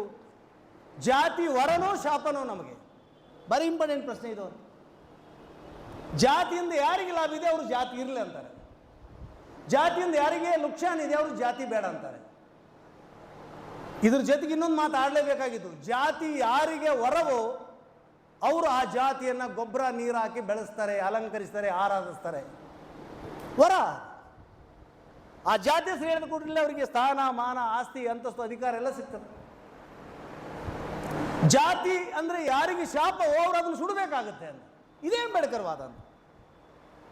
ಯಾವ ಸಮುದಾಯಕ್ಕೆ, ಯಾವ ವ್ಯಕ್ತಿಗೆ, ಯಾವ ಜನಾಂಗಕ್ಕೆ ಜಾತಿ ಶಾಪವೋ ಆ ಜನಾಂಗ, ಆ ಸಮುದಾಯ, ಆ ಜಾತಿ ವ್ಯವಸ್ಥೆನ ಸುಡಲೇಬೇಕು. ಇದರರ್ಥ ಏನಂದರೆ ಡಾಕ್ಟರ್ ಬಾಬಾ ಸಾಹೇಬ್ ಅಂಬೇಡ್ಕರ್ ಹೇಳಿದ್ದು, ಜಾತಿಯ ಕುರಿತು ನನ್ನ ಅಧ್ಯಯನ, ನನ್ನ ಓದು, ನನ್ನ ಜ್ಞಾನ ಸಲುವಾಗಿ ಅಲ್ಲ, ಜಾತಿ ವಿನಾಶದ ಸಲುವಾಗಿ, ಜಾತಿ ಸಂಪೂರ್ಣ ನಾಶ ಮಾಡೋ ಸಲುವಾಗಿ ನನ್ನ ಹೋರಾಟ. ಆದರೆ ಇವತ್ತೇನಾಗ್ತಿದೆ ಬಂಧುಗಳೇ, ಒಂದು ಕಡೆಗೆ ಜಾತಿ ವಿನಾಶ ಆಗಬೇಕು, ಜಾತಿ ವಿನಾಶಕ್ಕೆ ಬೇಕಾದ ಹೋರಾಟಗಳು, ಕಾರ್ಯಕ್ರಮಗಳು, ಎಚ್ಚರಿಕೆಗಳು, ಜಾಗೃತಿಗಳು ಬೇಕಂತ ಚಳುವಳಿ ಸರ್ಕಾರಗಳು ಒಂದು ಕಡೆ ನಡೆಸ್ತಿದ್ರೆ, ಇನ್ನೊಂದು ಕಡೆಗೆ ಅದೇ ಸರ್ಕಾರಗಳು, ಅದೇ ಆಳುವ ವರ್ಗಗಳು, ಅದೇ ಮೇಲ್ಜಾತಿಯ ಮೇಲ್ವರ್ಗದ ಮನಸ್ಸುಗಳು ಜಾತಿಯನ್ನು ರಿಪೇರಿ ಮಾಡ್ತಾ ಇದ್ದಾರೆ, ರಿನೋವೇಷನ್ ಮಾಡ್ತಾ ಇದ್ದಾರೆ, ಜಾತಿ ಜೀರ್ಣೋದ್ಧಾರ ಮಾಡ್ತಾ ಇದ್ದಾರೆ. ಜಾತಿ ಶ್ರೇಷ್ಠ ಅಂತ ಹೇಳ್ತಾರೆ, ಜಾತಿ ಕನಿಷ್ಠ, ಜಾತಿ ಅಪಮಾನ, ಜಾತಿ ಅಸಹ್ಯ.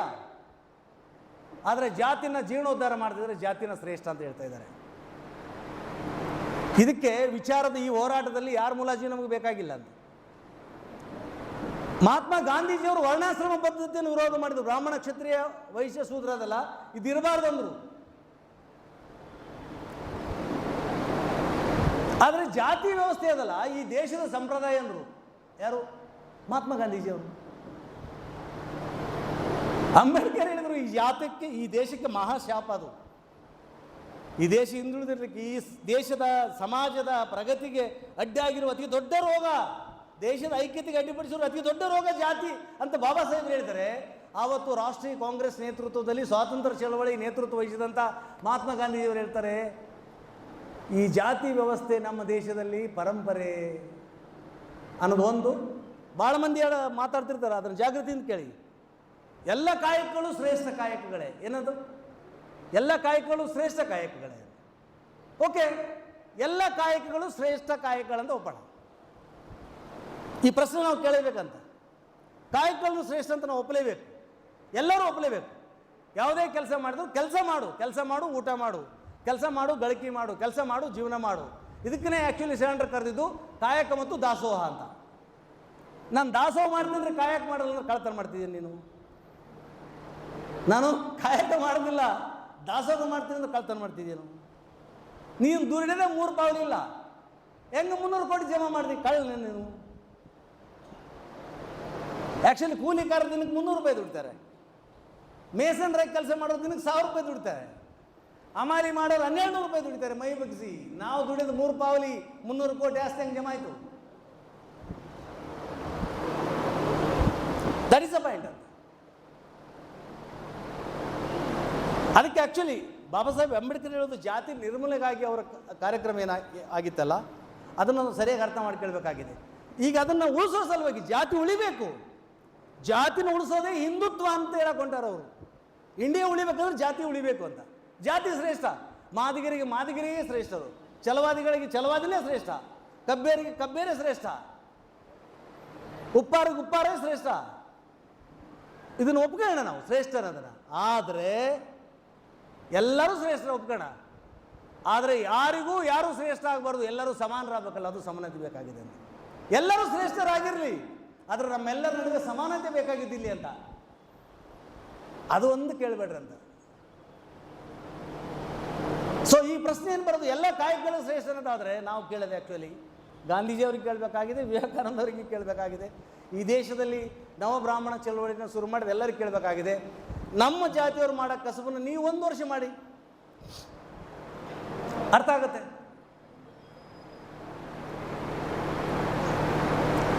ಆ್ಯಕ್ಚುಲಿ ನೀನು ಮೇಲ್ಜಾತಿ ಸ್ಥಾನದಾಗದೀನಿ, ನಾನು ಕೆಳಜಾತಿ ಸ್ಥಾನದಾಗ, ನನ್ನ ಕಸಬು ಬೇರೆ ಅದು, ನಿನ್ನ ಕಸಬು ಬೇರೆ ಅದು. ಈಗ ನೀನು ಗೌಡಿಕೆ ಮಾಡಕತ್ತಿದ್ದಪ್ಪ, ಗೌಡ ನೀನು ನಮ್ಮಂತಾನೆ, ನೀನು ಶರಣನೇ.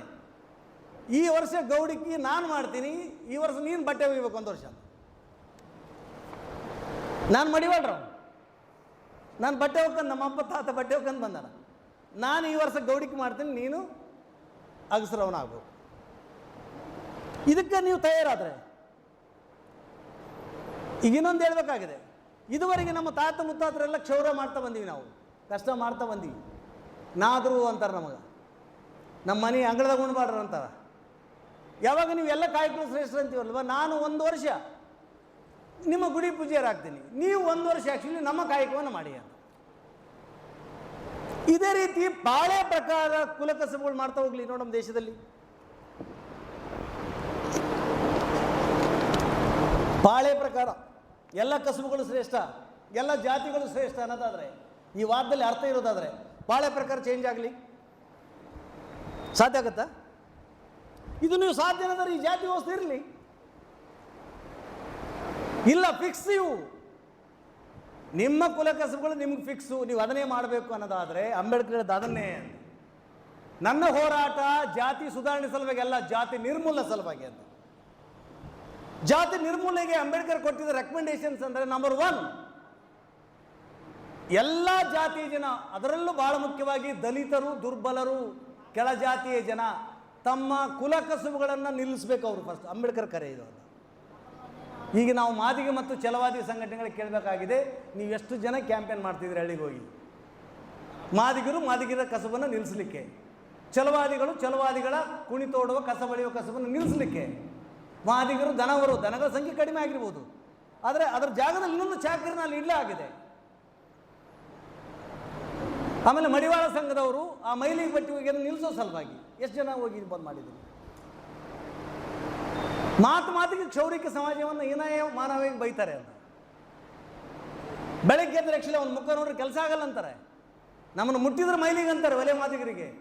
ಕ್ಷೌರಿಕ ಸಮಾಜದವರು, ಹಡಪದ ಸಮಾಜದವರು ಮುಖ ನೋಡಿದರೆ, ಅವನ ಮುಖ ನೋಡಿದ್ರೆ ಒಳ್ಳೇದಾಗಲ್ಲ ಅಂತಾರೆ. ಅವನ ಸೇವೆ ಅವ ಕ್ಷೌರ ಮಾಡದೆ ಹೋದ್ರೆ ನಮ್ಮ ಮುಖ ನೋಡ್ಲಿಕ್ಕೆ ಅವನಿಂದ ಆಗೋದಿಲ್ಲ, ಹಂಗಾಗ್ತೀವಿ ನಾವು, ನಾಯಿ ನಿರ್ಯಂಗೆ ಆಗ್ತೀವಿ. ಬರೀ ಇಂಪಾರ್ಟೆಂಟ್ ಇದು ಅದಲ್ಲ. ಇದು ಪ್ರಾಕ್ಟಿಕಲ್, ನಂದು ಪ್ರಾಕ್ಟಿಕಲ್ ಅಂಬೇಡ್ಕರಿಸಮ್. ನಾನು ಅಂಬೇಡ್ಕರ್ ಫಿಲಾಸಫಿ, ಪೊಲಿಟಿಕಲ್ ಸೈನ್ಸು, ಅವ್ರ ಥಿಯಾಲಜಿ ಅದೆಲ್ಲ ಓದಿನಿ. ನನಗೆ ಬೇಕಾಗಿದ್ದು ಓದು, ಈ ಸಮಾಜಕ್ಕಿರುವಂಥ ರೋಗಗಳಿಗೆ ಅಂಬೇಡ್ಕರ್ ಹೆಂಗೆ ಅಪ್ಲೈ ಮಾಡೋದು ಅಂತ.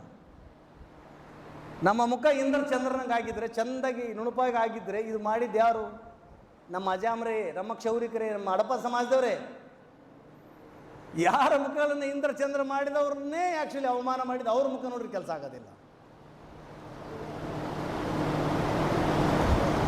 ಯಾಕೆ ಕಾರಣಗಳೆಲ್ಲ ಬಲಗೈಲೆ ಮಾಡ್ತೀರಿ, ಎಡಗೈಲಿ ಯಾಕೆ ಮಾಡ್ತಿಲ್ಲ? ಬಲಗಾಲಿಟ್ಟು ಒಳಗೆ ಬಾ, ಸಸಿ ಬರ್ಬೇಕಾದ್ರೆ ಬಲಗಾಲಿಟ್ಟು ಬರಬೇಕು. ದನ ಹೊಡ್ಕೊಂಬರ್ಬೇಕಾದ್ರೆ ಅದು ಬಲಗಾಲ ಇಟ್ಕೊಂಡು ಬರ್ಬೇಕು. ಎಡಗೈ ಯಾಕೆ ಬೇಡ? ಅಪ್ಪ ಮುಂದಿರ್ಬೇಕು, ಅವ್ವ ಮುಂದಿರಬಾರ್ದು ಅಂತ ಅರ್ಥ. ಏನದು? ಇದೆಲ್ಲ ಕ್ಯಾಸ್ಟ್ ಸಿಸ್ಟಮ್ನ ಫೌಂಡೇಶನ್ ಇದು ಅಂತ. ಜಾತಿ ವ್ಯವಸ್ಥೆ ಬುನಾದಿಗಳೇ. ಇದನ್ನು ಬ್ಲಾಸ್ಟ್ ಮಾಡಬೇಕಾದ್ರೆ ಇದ್ರ ವಿರುದ್ಧ ಫೈಟ್ ಮಾಡಬೇಕಂತ. ಅದಕ್ಕೆ ಅಂಬೇಡ್ಕರ್ ಹೇಳಿದ್ದು ಕುಲವೃತ್ತಿಗಳನ್ನು ಕಡ್ಡಾಯವಾಗಿ ನಿಷೇಧ ಮಾಡಿರಿ. ಬ್ರಿಟಿಷ್ ಟೈಮ್ನಲ್ಲಿ 1927ನಲ್ಲಿ 1927ರನ್ನೇ ಮನುಸ್ಮೃತಿಯನ್ನು ಬಾಬಾ ಸಾಹೇಬರು ಸುಟ್ಟ ಮೇಲೆ ಈ ದೇಶಕ್ಕೆ ಅವ್ರು ಕೊಟ್ಟ ಕರೆ ಏನಂದರೆ, ಅವ್ರು ಫಸ್ಟ್ ಫಾರ್ಮೇಷನ್ ಮಾಡಿದ ಪಾರ್ಟಿ. ಆಮೇಲೆ ಬರ್ತೀನಿ ಆ ವಿಷಯಕ್ಕೆ, ಟೈಮ್ ಆಗ್ತದೆ ಏನು ಗೊತ್ತಿಲ್ಲ, ನಾನು ಭಾಷಣ ಮುಗಿಸ್ಲಿಕ್ಕೆ ಟ್ರೈ ಮಾಡ್ತೀನಿ ಇನ್ನೊಂದು 2-3 ಪಾಯಿಂಟಿಗೆ ಸೇರಿಸ್ಕೊಂಡು. ಬ್ರಿಟಿಷ್ ವೈಸ್ರಾಯ್ ಸರ್ಕಾರದ ಮುಂದೆ ಅವ್ರು ಬೇಡಿಕೆ ಇಟ್ಟಿದ್ದೇನೆಂದರೆ, ಈ ದೇಶದಲ್ಲಿ ಕುಲಕಸುಬುಗಳ ರದ್ದತಿ ಆಗಬೇಕು ಅಂತ. ಕುಲಕಸುಬುಗಳಂದರೆ ಮಾದಿಗರು ಮಾದಿಗತನ ಮಾಡಬಾರ್ದು, ಒಲೆಯರು ಒಲೆತನ ಮಾಡಬಾರ್ದು, ತಳವಾರ್ಗಿರಿ ಮಾಡಂಗಿಲ್ಲ, ಮಡಿವಾಳರು ಬಟ್ಟೆ ಒಗೆಯಂಗಿಲ್ಲ, ಕ್ಷೌರಿಕರು ಕಷ್ಟ ಮಾಡಂಗಿಲ್ಲ, ಕುಲ ವೃತ್ತಿಗಳನ್ನು ಬಿಡಬೇಕು. ಜಾತಿ ಇರೋದು ಅದ್ರ ಮೇಲೆ. ಆದರೆ ಕುಲ ವೃತ್ತಿಗಳನ್ನು ಬಿಟ್ಟರೆ ಏನು ತಿನ್ಬೇಕಂದ್ರಲ್ಲ, ಅದಕ್ಕೆ ಅಂಬೇಡ್ಕರ್ ಇಟ್ಟಂಥದ್ದು ಭಾಳ ಮುಖ್ಯವಾದ ಪ್ರಶ್ನೆ ಏನಂದರೆ, ಈ ದೇಶದಲ್ಲಿ ಭೂಮಿ ರಾಷ್ಟ್ರೀಕರಣ ಆಗಬೇಕು ಅಂತ ಅಂಬೇಡ್ಕರ್ದವರು. ಲ್ಯಾಂಡ್ ನ್ಯಾಷನಲೈಸೇಷನ್ ಆಗಬೇಕು. ಆಮೇಲೆ ಕುಲ ವೃತ್ತಿಗಳನ್ನು ತೊರೆದಂಥ ದಲಿತರಿಗೆ, ದುರ್ಬಲರಿಗೆ ಪ್ರತಿಯೊಂದು ಕುಟುಂಬಕ್ಕೆ 4 ಎಕರೆ ಭೂಮಿಯನ್ನು ಕಡ್ಡಾಯವಾಗಿ ಕೊಡುವಂಥ ಕಾನೂನು ಬೇಕು ಭಾರತ ದೇಶದಲ್ಲಿ ಅಂತ. ಬಿಟ್ಬಿಡಲೇ ಅದು ಚಾಕರಿ ಮಾಡಬೇಡ ಅಂದರೆ ಮರುದಿನ ಅವನು ಹೊಲ ಬೇಕಲ್ಲ. ಇದು ಅಂಬೇಡ್ಕರ್ ಹೋರಾಟ. ಕುಲ ಕಸುಬು ಬೇಡ, ಹೊಲದ ಕಸುಬು ಬೇಕು. ಕುಲ ಕಸುಬು ಬೇಡ, ಹೊಲದ ಕಸುಬು ಬೇಕನ್ನೋ ಅಂಬೇಡ್ಕರ್ ಹೋರಾಟವನ್ನು ಅವತ್ತೇ ನಿಲ್ಲಿಸಲಾಗಿದೆ. ನಾವು ನಮ್ಮ ಕೈಲಾದಷ್ಟು, ನಮ್ಮ ಚಳವಳಿಯಲ್ಲಿ ನಮ್ಮ ಕೈಲಾದಷ್ಟು ಕರ್ನಾಟಕದಲ್ಲಿ, ಉತ್ತರ ಕರ್ನಾಟಕದಲ್ಲಿ, ರಾಯಚೂರು ಕೊಪ್ಪಳದಲ್ಲಿ ನಾವು ಮಾಡಿದ್ದೀವಿ ಅಂತ. 830 ಹಳ್ಳಿಗಳಲ್ಲಿ ಸರಾಸರಿ ಒಂದು 300-400 ಗ್ರಾಮದಲ್ಲಿ ಕುಲ ಕಸುಬು ರದ್ದು ಮಾಡಿದವರು ಅಂದ್ರೆ ನಾವು. ಇಲ್ಲಿ ಕುಂತವ್ರು ಸುಮಾರು ಜನ ನನ್ನ ಜೊತೆಗಿದ್ದಾರಂತ. ಸರ್ಕಾರ ಮಾಡಿಲ್ಲ ಅಂತ. ದೇವದಾಸಿ ಪದ್ಧತಿನ ನಾವು ಶಕ್ತಿ ಮೀರಿ ರದ್ದು ಮಾಡಿದ್ದು ನಾವು, ಸರ್ಕಾರ ಅಲ್ಲ. ಆಮೇಲೆ ರಾಯಚೂರು ಕೊಪ್ಪಳ ಜಿಲ್ಲೆ ನಡುವೆ ಹೋರಾಟದ ಮೂಲಕ 10,600 ಎಕರೆ ಭೂಮಿ ದಲಿತರಿಗೆ ಹಂಚಿದ್ದು ನಾವು. ಬಟ್ ಇವತ್ತು ಅದು ಮುಂದುವರಿತಿಲ್ಲ, ಮುಂದುವರಿಸಲಿಕ್ಕೆ ಉಳಿದವ್ರು ತಯಾರಿಲ್ಲ ಅಂತ. That is the one. ಎರಡನೇದಾಗಿ ಡಾಕ್ಟರ್ ಬಾಬಾ ಸಾಹೇಬ್ ಅಂಬೇಡ್ಕರ್ ಅವರು ವೈಸ್ರಾಯ್ ಗೌರ್ಮೆಂಟ್ ಮುಂದೆ, ಜೊತೆಗೆ ಈವನ್ ಸ್ವಾತಂತ್ರ್ಯ ನಂತರ ಕೂಡ ಅತಿ ದೊಡ್ಡ ಬೇಡಿಕೆಯನ್ನು ಮುಂದೆ ಎತ್ತಿದ್ದೇನೆಂದರೆ ಕೇರಿಗಳ ಕಾನ್ಸೆಪ್ಟನ್ನು ಕ್ಯಾನ್ಸಲ್ ಮಾಡಿ ಅಂತ. ಊರು ಮತ್ತು ಕೇರಿ ಅಂತ ಬರ್ತದೆ ನೋಡಿ, ಎಂಥ ಹಳ್ಳಿಗೆ ಹೋಗ್ರಿ ನೀವು, ಊರು ಮತ್ತು ಕೇರಿಗಳನ್ನ ಅಬಾಲಿಸಿದ ಏರಿಯಾ ಅಂತ. ಎರಡನೇ ಪಾಯಿಂಟ್ ಅಂದರೆ ಕೇರಿನ ತೆಗೆದುಹಾಕ್ರಿ, ಕಂದಾಯ ಗ್ರಾಮಗಳಾಗಿ ಮಾರ್ಪಾಡು ಮಾಡಿ. ಇವತ್ತು ಬಂಜಾರ ಸಮುದಾಯದ ಜನ ಕೇಳ್ತಿದ್ರು ಏನಂತ, ನಾವು ತಾಂಡಗಳು ಒಲ್ವಿ, ನಮ್ಮ ತಾಂಡಗಳನ್ನು ಕಂದಾಯ ಗ್ರಾಮಗಳನ್ನು ಮಾಡಿ ಅಂತ ಅವ್ರು ಕೇಳ್ತಿದ್ರು. ಅದರಂಗೆ ನಾವು ಕೇರಿ ಬೇಡ ಅಂತ. ವಿ ಡೋಂಟ್ ವಾಂಟ್ ದ ಕೇರಿ. ಕೇರಿ ಅಂದರೆ ಮಾದಗೇರಿ ಒಲಿಗೇರಿ ಅಂತ. ಮಾದಗೇರಿ ಒಲಿಗೇರಿ ಅನ್ನೋ ಇರಬಾರ್ದು, ಹೆಸರು ಸಮೇತ ಇರಬಾರ್ದು ಅನ್ನೋದು ಅಂಬೇಡ್ಕರ್ ವಾದ. ಈಗ ನೀವೆಲ್ಲಿದ್ದೀರಿ? ಮಾದರಗೇರಿ ಆಗದ್ರಿ, ಒಲೆಯರ್ಗೇರಿ ಆಗದ್ರಿ. ಅದಕ್ಕೆ ಆ್ಯಕ್ಚುಲಿ ಕೇರಿಗಳನ್ನ ಅಬಾಲಿಷ್ ಮಾಡಿ ಪ್ರತ್ಯೇಕ ಕಂದಾಯ ಗ್ರಾಮ ಕಟ್ಟಬೇಕು, ದಲಿತರ ಸಲುವಾಗಿ, ವಿಶೇಷವಾಗಿ ಅಸ್ಪೃಶ್ಯರ ಸಲುವಾಗಿ ಅನ್ನೋ ಬೇಡಿಕೆನೇ ಅಂಬೇಡ್ಕರ್ ಅವರ ಬೇಡಿಕೆ, ಬಾಬಾ ಸಾಹೇಬ್ ಅವರ ಬೇಡಿಕೆ. ಮೂರನೇದು, ನಿಮ್ಮ ಮಕ್ಕಳಿಗೆ ಜಾತಿಯ ಸೂಚಕ ಹೆಸರು ಇಡಬೇಡಿ ಅಂತ. ಜಾತಿಯನ್ನು ಸೂಚನೆ ಮಾಡುವಂಥ ಹೆಸರು ಇಡಬೇಡಿ ಅವರಿಗೆ. ಜಾತಿಯನ್ನು ಸೂಚನೆ ಮಾಡುವಂಥ ದೇವರುಗಳನ್ನು ನೀವು ನಂಬಬೇಡಿ ಅಂತ. ಆಮೇಲೆ ರಾಮ, ಕೃಷ್ಣ, ಶಿವ, ಶಕ್ತಿ ಇವರು ಯಾರೂ ದೇವರಲ್ಲ, ಅವತಾರ ಅಲ್ಲ. ನಿಮ್ಮ ಕಾಯಕ, ನಿಮ್ಮ ಪ್ರಜ್ಞೆ, ನಿಮ್ಮ ಶ್ರಮಶಕ್ತಿ ನಿಮ್ಮನ್ನು ಉನ್ನತಕ್ಕೆ ಒಯ್ಯಬಲ್ಲ ಅನ್ನೋದು ಅಂಬೇಡ್ಕರ್ ವಿಚಾರ. ಬಟ್ ಇವತ್ತೇನಾಗಿದೆ ಬಂಧುಗಳೇ? ಪ್ರಶ್ನೆ ಇಷ್ಟು. ಇವತ್ತು ನಮಗೆ ಬೇಕಾಗಿದ್ದು ಬಾಬಾ ಸಾಹೇಬ್ ಅಂಬೇಡ್ಕರ್ ಅವರು ಜಾತಿ ವಿನಾಶಕ್ಕೆ. ಆದರೆ ಇವತ್ತಿನ ದಿನದಲ್ಲಿ ಜಾತಿನ ಪುನರ್ಜೀರ್ಣೋದ್ಧಾರ ಮಾಡಲಾಗ್ತಿದೆ. ಅದರ ವಿರುದ್ಧ ಹೋರಾಟವನ್ನು ಕಟ್ಟಬೇಕಾಗಿದೆ. ಕಟ್ಟಲಿಕ್ಕೆ ಭಾಳ ಮುಖ್ಯವಾಗಿ ಇದು ಒಂದು ಪಾಯಿಂಟ್. ಎರಡನೇ ಪ್ರೋಗ್ರಾಮ್ ಅಂಬೇಡ್ಕರ್ ಅವರು ಹೇಳಿದ್ದು, ಅಂತರ್ಜಾತಿ ವಿವಾಹ ಇಲ್ಲದೇ ಜಾತಿ ನಾಶವಾಗೋದಿಲ್ಲ. ಮೊದಲು ಕುಲಕಸಬು ಬೇಕು, ಎರಡನೇದಾಗಿ ಇಂಟರ್ ಕ್ಯಾಸ್ಟ್ ಮ್ಯಾರೇಜಸ್, ಅಂತರ್ಜಾತಿ ಮದುವೆ ಮಾಡಿ. ಎಲ್ಲರೂ ಕಲ್ಯಾಣ ಅಂತೀವಿ ನಾವು, ಎಲ್ಲರೂ ಕಲ್ಯಾಣ ಸೆಂಟರ್ ಬಗ್ಗೆ ಮಾತಾಡ್ತೀವಿ, ಪುರಾಣಗಳನ್ನು ಹೇಳ್ತೀವಿ. ಮತ್ತೆ ಯಾಕೆ ಕರ್ನಾಟಕದ ಲಿಂಗಾಯತರಿಗೆ ಹೆಚ್ಚುವರಿ ಜವಾಬ್ದಾರಿನ ಏರಿ ಮಾತಾಡಬೇಕಾಗತ್ತೆ ಅಂದರೆ, ಅವರೆಲ್ಲ ನಮ್ಮ ಬಂಧುಗಳೇ, ಲಿಂಗಾಯತರಲ್ಲಿ ನಮ್ಮ ಬಂಧುಗಳೇ. ಅವರು ಆ್ಯಕ್ಚುಲಿ ಮೊದಲನೇ ತಳಿ ದಲಿತರು. ಲಿಂಗ ಕಟ್ಟಿಕೊಂಡು ಅವ್ರು ಲಿಂಗಾಯತರಾದರು, ಲಿಂಗ ಕಟ್ಟಿಕೊಂಡಾರ್ದು ನಾವು ಮಾದರಾಗಿ, ಒಲೆಯರಾಗಿ, ಬ್ಯಾಡರಾಗಿ ಇಲ್ಲೇ ಉಳಿದ್ವಿ ಅಂತ. ಅದಕ್ಕೆ ಆ್ಯಕ್ಚುಲಿ ಭಾಳ ಮುಖ್ಯವಾಗಿ ಬೇಕಾಗಿದ್ದು ಜಾತಿ ವಿನಾಶಕ್ಕೆ ಎರಡನೇ ಅಸ್ತ್ರ ಅಂದರೆ ಅಂತರ್ಜಾತಿ ಮದುವೆಗಳು ಅಂತ, ಇಂಟರ್ ಕ್ಯಾಸ್ಟ್ ಮ್ಯಾರೇಜಸ್. ಅಂಬೇಡ್ಕರ್ ಹೇಳಿದ್ದು, ಅಂಬೇಡ್ಕರ್ ಪ್ರೋಗ್ರಾಮ್ ಇದು ಅಂತ. ಸರ್ಕಾರ ಕೂಡ ಆ್ಯಕ್ಚುಲಿ ಕಾರ್ಯಕ್ರಮ ಹೇಳಿದೆ, ಯಾರು ಅಂತರ್ಜಾತಿ ಮದುವೆ ಆಗ್ತಾರೋ ಅವ್ರಿಗೆ 5 ಲಕ್ಷ ರೂಪಾಯಿ ಕೊಡ್ತೀವಿ, ಎಂಪ್ಲಾಯ್ಮೆಂಟ್ ಕೊಡ್ತೀವಿ, ಲ್ಯಾಂಡ್ ಕೊಡ್ತೀವಿ ಅಂತ. 1 ಮಿನಿಟ್. ಸೊ ಭಾಳ ಮುಖ್ಯವಾಗಿ ಈ ಪಾಯಿಂಟ್ ಕೇಳಿಸ್ಕೊಳ್ಳಿ. ಅಂತರ್ಜಾತಿ ಮದುವೆಗಳನ್ನು ಸಂಘಟಿಸಲೇಬೇಕು. ಅವಿಭಜಿತ ದಲಿತ ಚಳವಳಿಯಲ್ಲಿ, ಅನ್ಡಿವೈಡೆಡ್ ದಲಿತ ಚಳವಳಿಯಲ್ಲಿ ಪ್ರತಿ ವರ್ಷ, ಪ್ರತಿ 6 ತಿಂಗಳಿಗೊಮ್ಮೆ, ಪ್ರತಿ 3 ತಿಂಗಳಿಗೊಮ್ಮೆ ಅಂತರ್ಜಾತಿ ಮದುವೆಗಳನ್ನು ಯಾರು ನಾವು ಮದುವೆ ಆಗಲಿಕ್ಕೆ ತಯಾರಿದ್ದೀವಿ ಅಂತ ಹುಡುಗ ಹುಡುಗಿ ಬಂದರೆ ಅಂಬೇಡ್ಕರ್ ಜಯಂತಿಯಲ್ಲಿ ಅಥವಾ ಖಾಲಿ ಕಾರ್ಯಕ್ರಮಗಳಲ್ಲಿ ಬೇರೆ ಬೇರೆ ಸಂದರ್ಭದಲ್ಲಿ ನಿಂತು ನಾವು ಅಂತರ್ಜಾತೀಯವನ್ನು ಮಾಡೋದ್ರ ಮೂಲಕ ಜಾತಿಯನ್ನು ಜಖಮ್ ಮಾಡಿದ್ದೀವಿ. ಬಟ್ ಇವತ್ತು ಆ ಕೆಲಸ ನಿಲ್ತಾ ಇದೆ. ಆದರೆ ಹೊಸ ಮಾರಿನ ಜನ ಜಾತಿಯನ್ನು ಮೀರಿ ಹೋಗ್ತಿದ್ದಾರೆ. ನಮ್ಮ ಯುವಕ ಮತ್ತು ಯುವತಿಯರು ಅವ್ರು ಒಳ್ಳೆಯ ಕೆಲಸವನ್ನು ಮಾಡ್ತಾ ಇದ್ದಾರೆ. ಜಾತಿಯನ್ನು ತುಳಿದು ಪ್ರೀತಿಯನ್ನು ಬೆಳೆಸ್ಬೇಕಂತಾರೆ. ಆದರೆ ಪ್ರೀತಿ ಸಲುವಾಗಿ ಏನು ಒಂದಾಗ್ತಿದ್ದಾರೆ, ಅವರು ಯಾವ ಜಾತಿಯವರಂತ ನೋಡಿ ಮರ್ಯಾದೆ ಹೆಸರಲ್ಲಿ ನಮ್ಮ ಮರ್ಯಾದೆ, ಮನೆಯಿಂದ ಮರ್ಯಾದೆ ಹಾಳು ಮಾಡಿದ್ರಿ, ನಮ್ಮ ಕುಲದ ಮರ್ಯಾದೆ ಹಾಳು ಮಾಡಿದ್ರಿ, ನಮ್ಮ ವಂಶದ ಮರ್ಯಾದೆ ಹಾಳು ಮಾಡಿದ್ರಿ ಅಂತ ಅವ್ರನ್ನ ಹತ್ಯೆ ಮಾಡಲಾಗ್ತದೆ, ಕೊಲ್ಲಲಾಗ್ತದೆ, ಅವ್ರಿಗೆ ಚಾಕು ಹಾಕಲಾಗ್ತದೆ. ಅದಕ್ಕೆ ಅಂಬೇಡ್ಕರ್ ವಾದಿಗಳ, ಸಂವಿಧಾನವಾದಿಗಳ, ಪ್ರಜಾಪ್ರಭುತ್ವವಾದಿಗಳ ಎರಡನೇ ಬಹುಮುಖ್ಯವಾದ ಕೆಲಸ ಇಂಟರ್ ಕ್ಯಾಸ್ಟ್ ಮ್ಯಾರೇಜಸ್, ಅಂತರ್ಜಾತೀಯ ಮದುವೆ. ಬಸವಣ್ಣನ ಜಯಂತಿಯಲ್ಲಿ 5 ಮದುವೆ ಮಾಡಿಬಿಟ್ರೆ ಅದೊಂದು ಶ್ರೇಷ್ಠ ಜಯಂತಿ ಆಗಲಿಕ್ಕೆ ಸಾಧ್ಯತೆ ಅದ. ಮುಂದಿನ ವರ್ಷ ಕನಿಷ್ಠ 1 ಅಥವಾ 2 ಅಂತ. ಈಗ ಮದುಮಗಳಿಲ್ಲದ ಮದುವೆ ಇದ್ದಂಗೆ ಅಂತ. ಜಾತಿ ವಿನಾಶ ಇಲ್ಲದ ಅಂಬೇಡ್ಕರ್ ಜಯಂತಿಗಳು, ಜಾತಿ ವಿನಾಶ ಇಲ್ಲದ ಬಸವಣ್ಣನ ಜಯಂತಿಗಳು ಅರ್ಥಹೀನ. ಅದಕ್ಕೆ ಈ ವೇದಿಕೆ ಮೂಲಕ ಅಪೀಲ್ ಏನಂದರೆ, ಆ್ಯಕ್ಚುಲಿ ಕಲ್ಯಾಣ ನಾವು ಮತ್ತೆ ಕಲ್ಯಾಣ, ಧರ್ಮ ಕಲ್ಯಾಣ, ಸಮಯ ಕಲ್ಯಾಣ, ಕಡೆಯ ಕಲ್ಯಾಣ, ನಿತ್ಯ ಕಲ್ಯಾಣ, ಸರ್ವರ ಕಲ್ಯಾಣ ಅಂತ ಮಾತಾಡುವ ನಾವು ಇವತ್ತಿನ ಕಲ್ಯಾಣದಲ್ಲಿ ಎಲ್ಲ ಜಾತಿ ಜನಾಂಗದವರು ಸೇರಿ 101 ಅಂತರ್ಜಾತೀಯವನ್ನು ನಾವು ಮಾಡಿಬಿಟ್ರೆ 770 ಶರಣರೇನು ಐಕ್ಯ ಆಗಿರಲ್ಲ, ಅವರೆಲ್ಲ ಬದುಕಿ ವಾಪಸ್ ಕಲ್ಯಾಣಕ್ಕೆ ಬರ್ತಾರೆ. ಇಲ್ಲಕ್ಕಂದ್ರೆ ನೆಲಗದ್ದಿಗೆಲ್ಲದವ್ರಂತ ಸುಮ್ಮನೆ ವಚನ ಹೇಳಿಕೆಂತ ನಾವು ಬದುಕ್ಯಂತ, ಕಂಪನಿ ಮಾಡ್ಕೊಂತ, ಬ್ಯಾಂಕ್ ಮಾಡ್ಕೊಂತ, ಅವ್ರ ಹೆಸರಲ್ಲಿ ಟ್ರೇಡಿಂಗ್ ಮಾಡ್ಕೊಂತ, ಬಿಸ್ನೆಸ್ ಮಾಡ್ಕೊಂತ ಎಲ್ಲ ಅಲ್ಕಟ್ ಮಾಡಿ ಅಂಗಡಿಗೆ ಹೆಸರು ಅಲ್ಲಮಪ್ರಭು ಅಂತ ಇಟ್ಬಿಡೋದು. ಒಳಗೆ ಅಲ್ಕಟ್ ತಂದು ಬೋರ್ಡ್ ಅಲ್ಲಮಪ್ರಭು. ಏನಿಲ್ಲ ಕೆಲಸ. ನಮ್ಮ ಕರೆ ಇಷ್ಟೇ, ಇವತ್ತಿನ ಬಸವ ಕಲ್ಯಾಣ ಮತ್ತೆ ಬಸವ ಕಲ್ಯಾಣ ಆಗಬೇಕಾದ್ರೆ ನಾವು ಬರ್ತೀವಿ ಎಲ್ಲರೂ. ನಾವು ಲಿಂಗ ಅಷ್ಟೇ ಇಲ್ಲ, ನಮ್ಮಲ್ಲಿ ನಾವು ಪಕ್ಕ ಲಿಂಗ ಆಯ್ತಾರೆ ಅಂತ ಕಟ್ಟಿಗೆ ಬೇಕಾ ಪ್ರಸಂಗ ಬಂದಾಗ ರಾತ್ರಿ 12 ಗಂಟೆಗೆ ಕಟ್ಟೋಕ್ಕೆ ತಯಾರಿದ್ದೀವಿ ನಾವು. ಆದರೆ ಬಸವ ಕಲ್ಯಾಣದಲ್ಲಿ 101 ಅಂತರ್ಜಾತಿ ಮದುವೆಗಳಾಗಿ ತಾಳಿ ಕಟ್ಟಿದ ಮರುಗಳಿಗೆಯಲ್ಲಿ ಬಸವಣ್ಣ, ಅಲ್ಲಮ್ಮ ಪ್ರಭು, ಅಕ್ಕಮ್ಮದೇವಿ, ಅಂಬಿಗರ ಚೌಡಯ್ಯ, ಸಮಗಾರ ಅರಳಯ್ಯ, ಮಾದಾರ ಚೆನ್ನಯ್ಯ 770 ಶರಣರು ಗದ್ದಿಗಿಂದ ಎದ್ದು ಬಂದು ಕಲ್ಯಾಣಕ್ಕೆ ಬರ್ತಾರೆ. ಮತ್ತೆ ಕಲ್ಯಾಣ ಶುರುವಾಗುತ್ತೆ. ಇದು ನಮ್ಮ ಕರೆ. ತಯಾರಿದ್ದೀವೇನು? ಇದು ಅಂಬೇಡ್ಕರ್. ನಾನು ಹೇಳೋ ಮಾತಲ್ಲ, ಇದು ಹೇಳಿದ ಅಂಬೇಡ್ಕರ್. ನಾವು ಇವತ್ತು ಅಂಬೇಡ್ಕರಿಸಮನ್ನು ಅಪ್ಲೈ ಮಾಡಬೇಕಾಗಿದೆ. 2 3ನೇದಾಗಿ ಸಹಪಂಕ್ತಿ ಭೋಜನ ಕಲಿತು ಊಟ ಮಾಡಕತ್ತೀವಿ ನಾವು. ಸ್ವಲ್ಪ ಸಮಾಜ ಸುಧಾರಿಸಿದ ಸಹಪಂಕ್ತಿ ಭೋಜನ ಅದಲ್ವಾ, ಇದು ಸ್ವಲ್ಪ ನಡೆದದ ಅಂತ. ಸಾವಜಿ ಕರಾವಳಿ ಅಂತೂ ಸಮಾಜವಾದ ಯಾವಾಗಲೂ ಇರ್ತದೆ. ಸಾವಜಿ ಕರಾವಳಿಯಲ್ಲಿ ಸಮಾಜವಾದ, ಅದರಷ್ಟು ಸಮಾಜವಾದಿ ಬೇರೆ ಯಾವುದಲ್ಲ. ಆಮೇಲೆ ಎಲ್ಲಿ ಅಂಡಕಂಡು ಇರ್ತದೋ ಅಲ್ಲಿ ಫುಲ್ ಸಮಾಜವಾದ ಇರ್ತದೆ, ಡೆಮೋಕ್ರಸಿ ಇರ್ತದೆ. ಎಲ್ಲಿ ಓಡಿಗಿರ್ತದೋ ಅಲ್ಲಿ ಆ್ಯಕ್ಚುಲಿ ಭಾಳ ತಿಂಗಳು ಇರ್ತದೆ. ಇವತ್ತು ಸಹಿತ ಆ್ಯಕ್ಚುಲಿ ಉತ್ತಮ ಜಾತಿಯರು ಅನ್ಕೊಂಡವರು, ನನಗೆ ತುಂಬ ಜನ ಫ್ರೆಂಡ್ಸ್ ಅದಾರೆ, ಇಲ್ಲ ನನಗಿಲ್ಲ. ನಾವು ಉತ್ತಮ ಜಾತಿಯರು ಅನ್ಕೊಂಡವ್ರು ಊರು ಹೊರಗೆ ಬಂದ್ರೆ ಜಾತಿ ಮಾತಾಡಲ್ಲ ಅವ್ರು, ಊರಿಗೆ ಹೋದ್ರೆ ಜಾತಿ ಬರ್ತದೆ ಅವ್ರಿಗೆ. ಇದು ನಾವು ಮಾತಾಡಬೇಕು ಅಂತ. ಊರೊಳಗೆ ಬಂದಾಗ ಉಣಾಕ ತಿನ್ನಕ ಮಾತಾಡೋಕೆ ಏನೇನು ಸಮಸ್ಯೆ, ಊರಾಗ ಬಂದಾಗ ಮತ್ತೆ ಜಾತಿ ಸ್ಟಾರ್ಟ್ ಆಗುತ್ತೆ. ಅದಕ್ಕೆ ಈ ಜಾತಿ ದೇವನ ಹೆಂಗೆ ಬಿಡಿಸ್ಬೇಕು?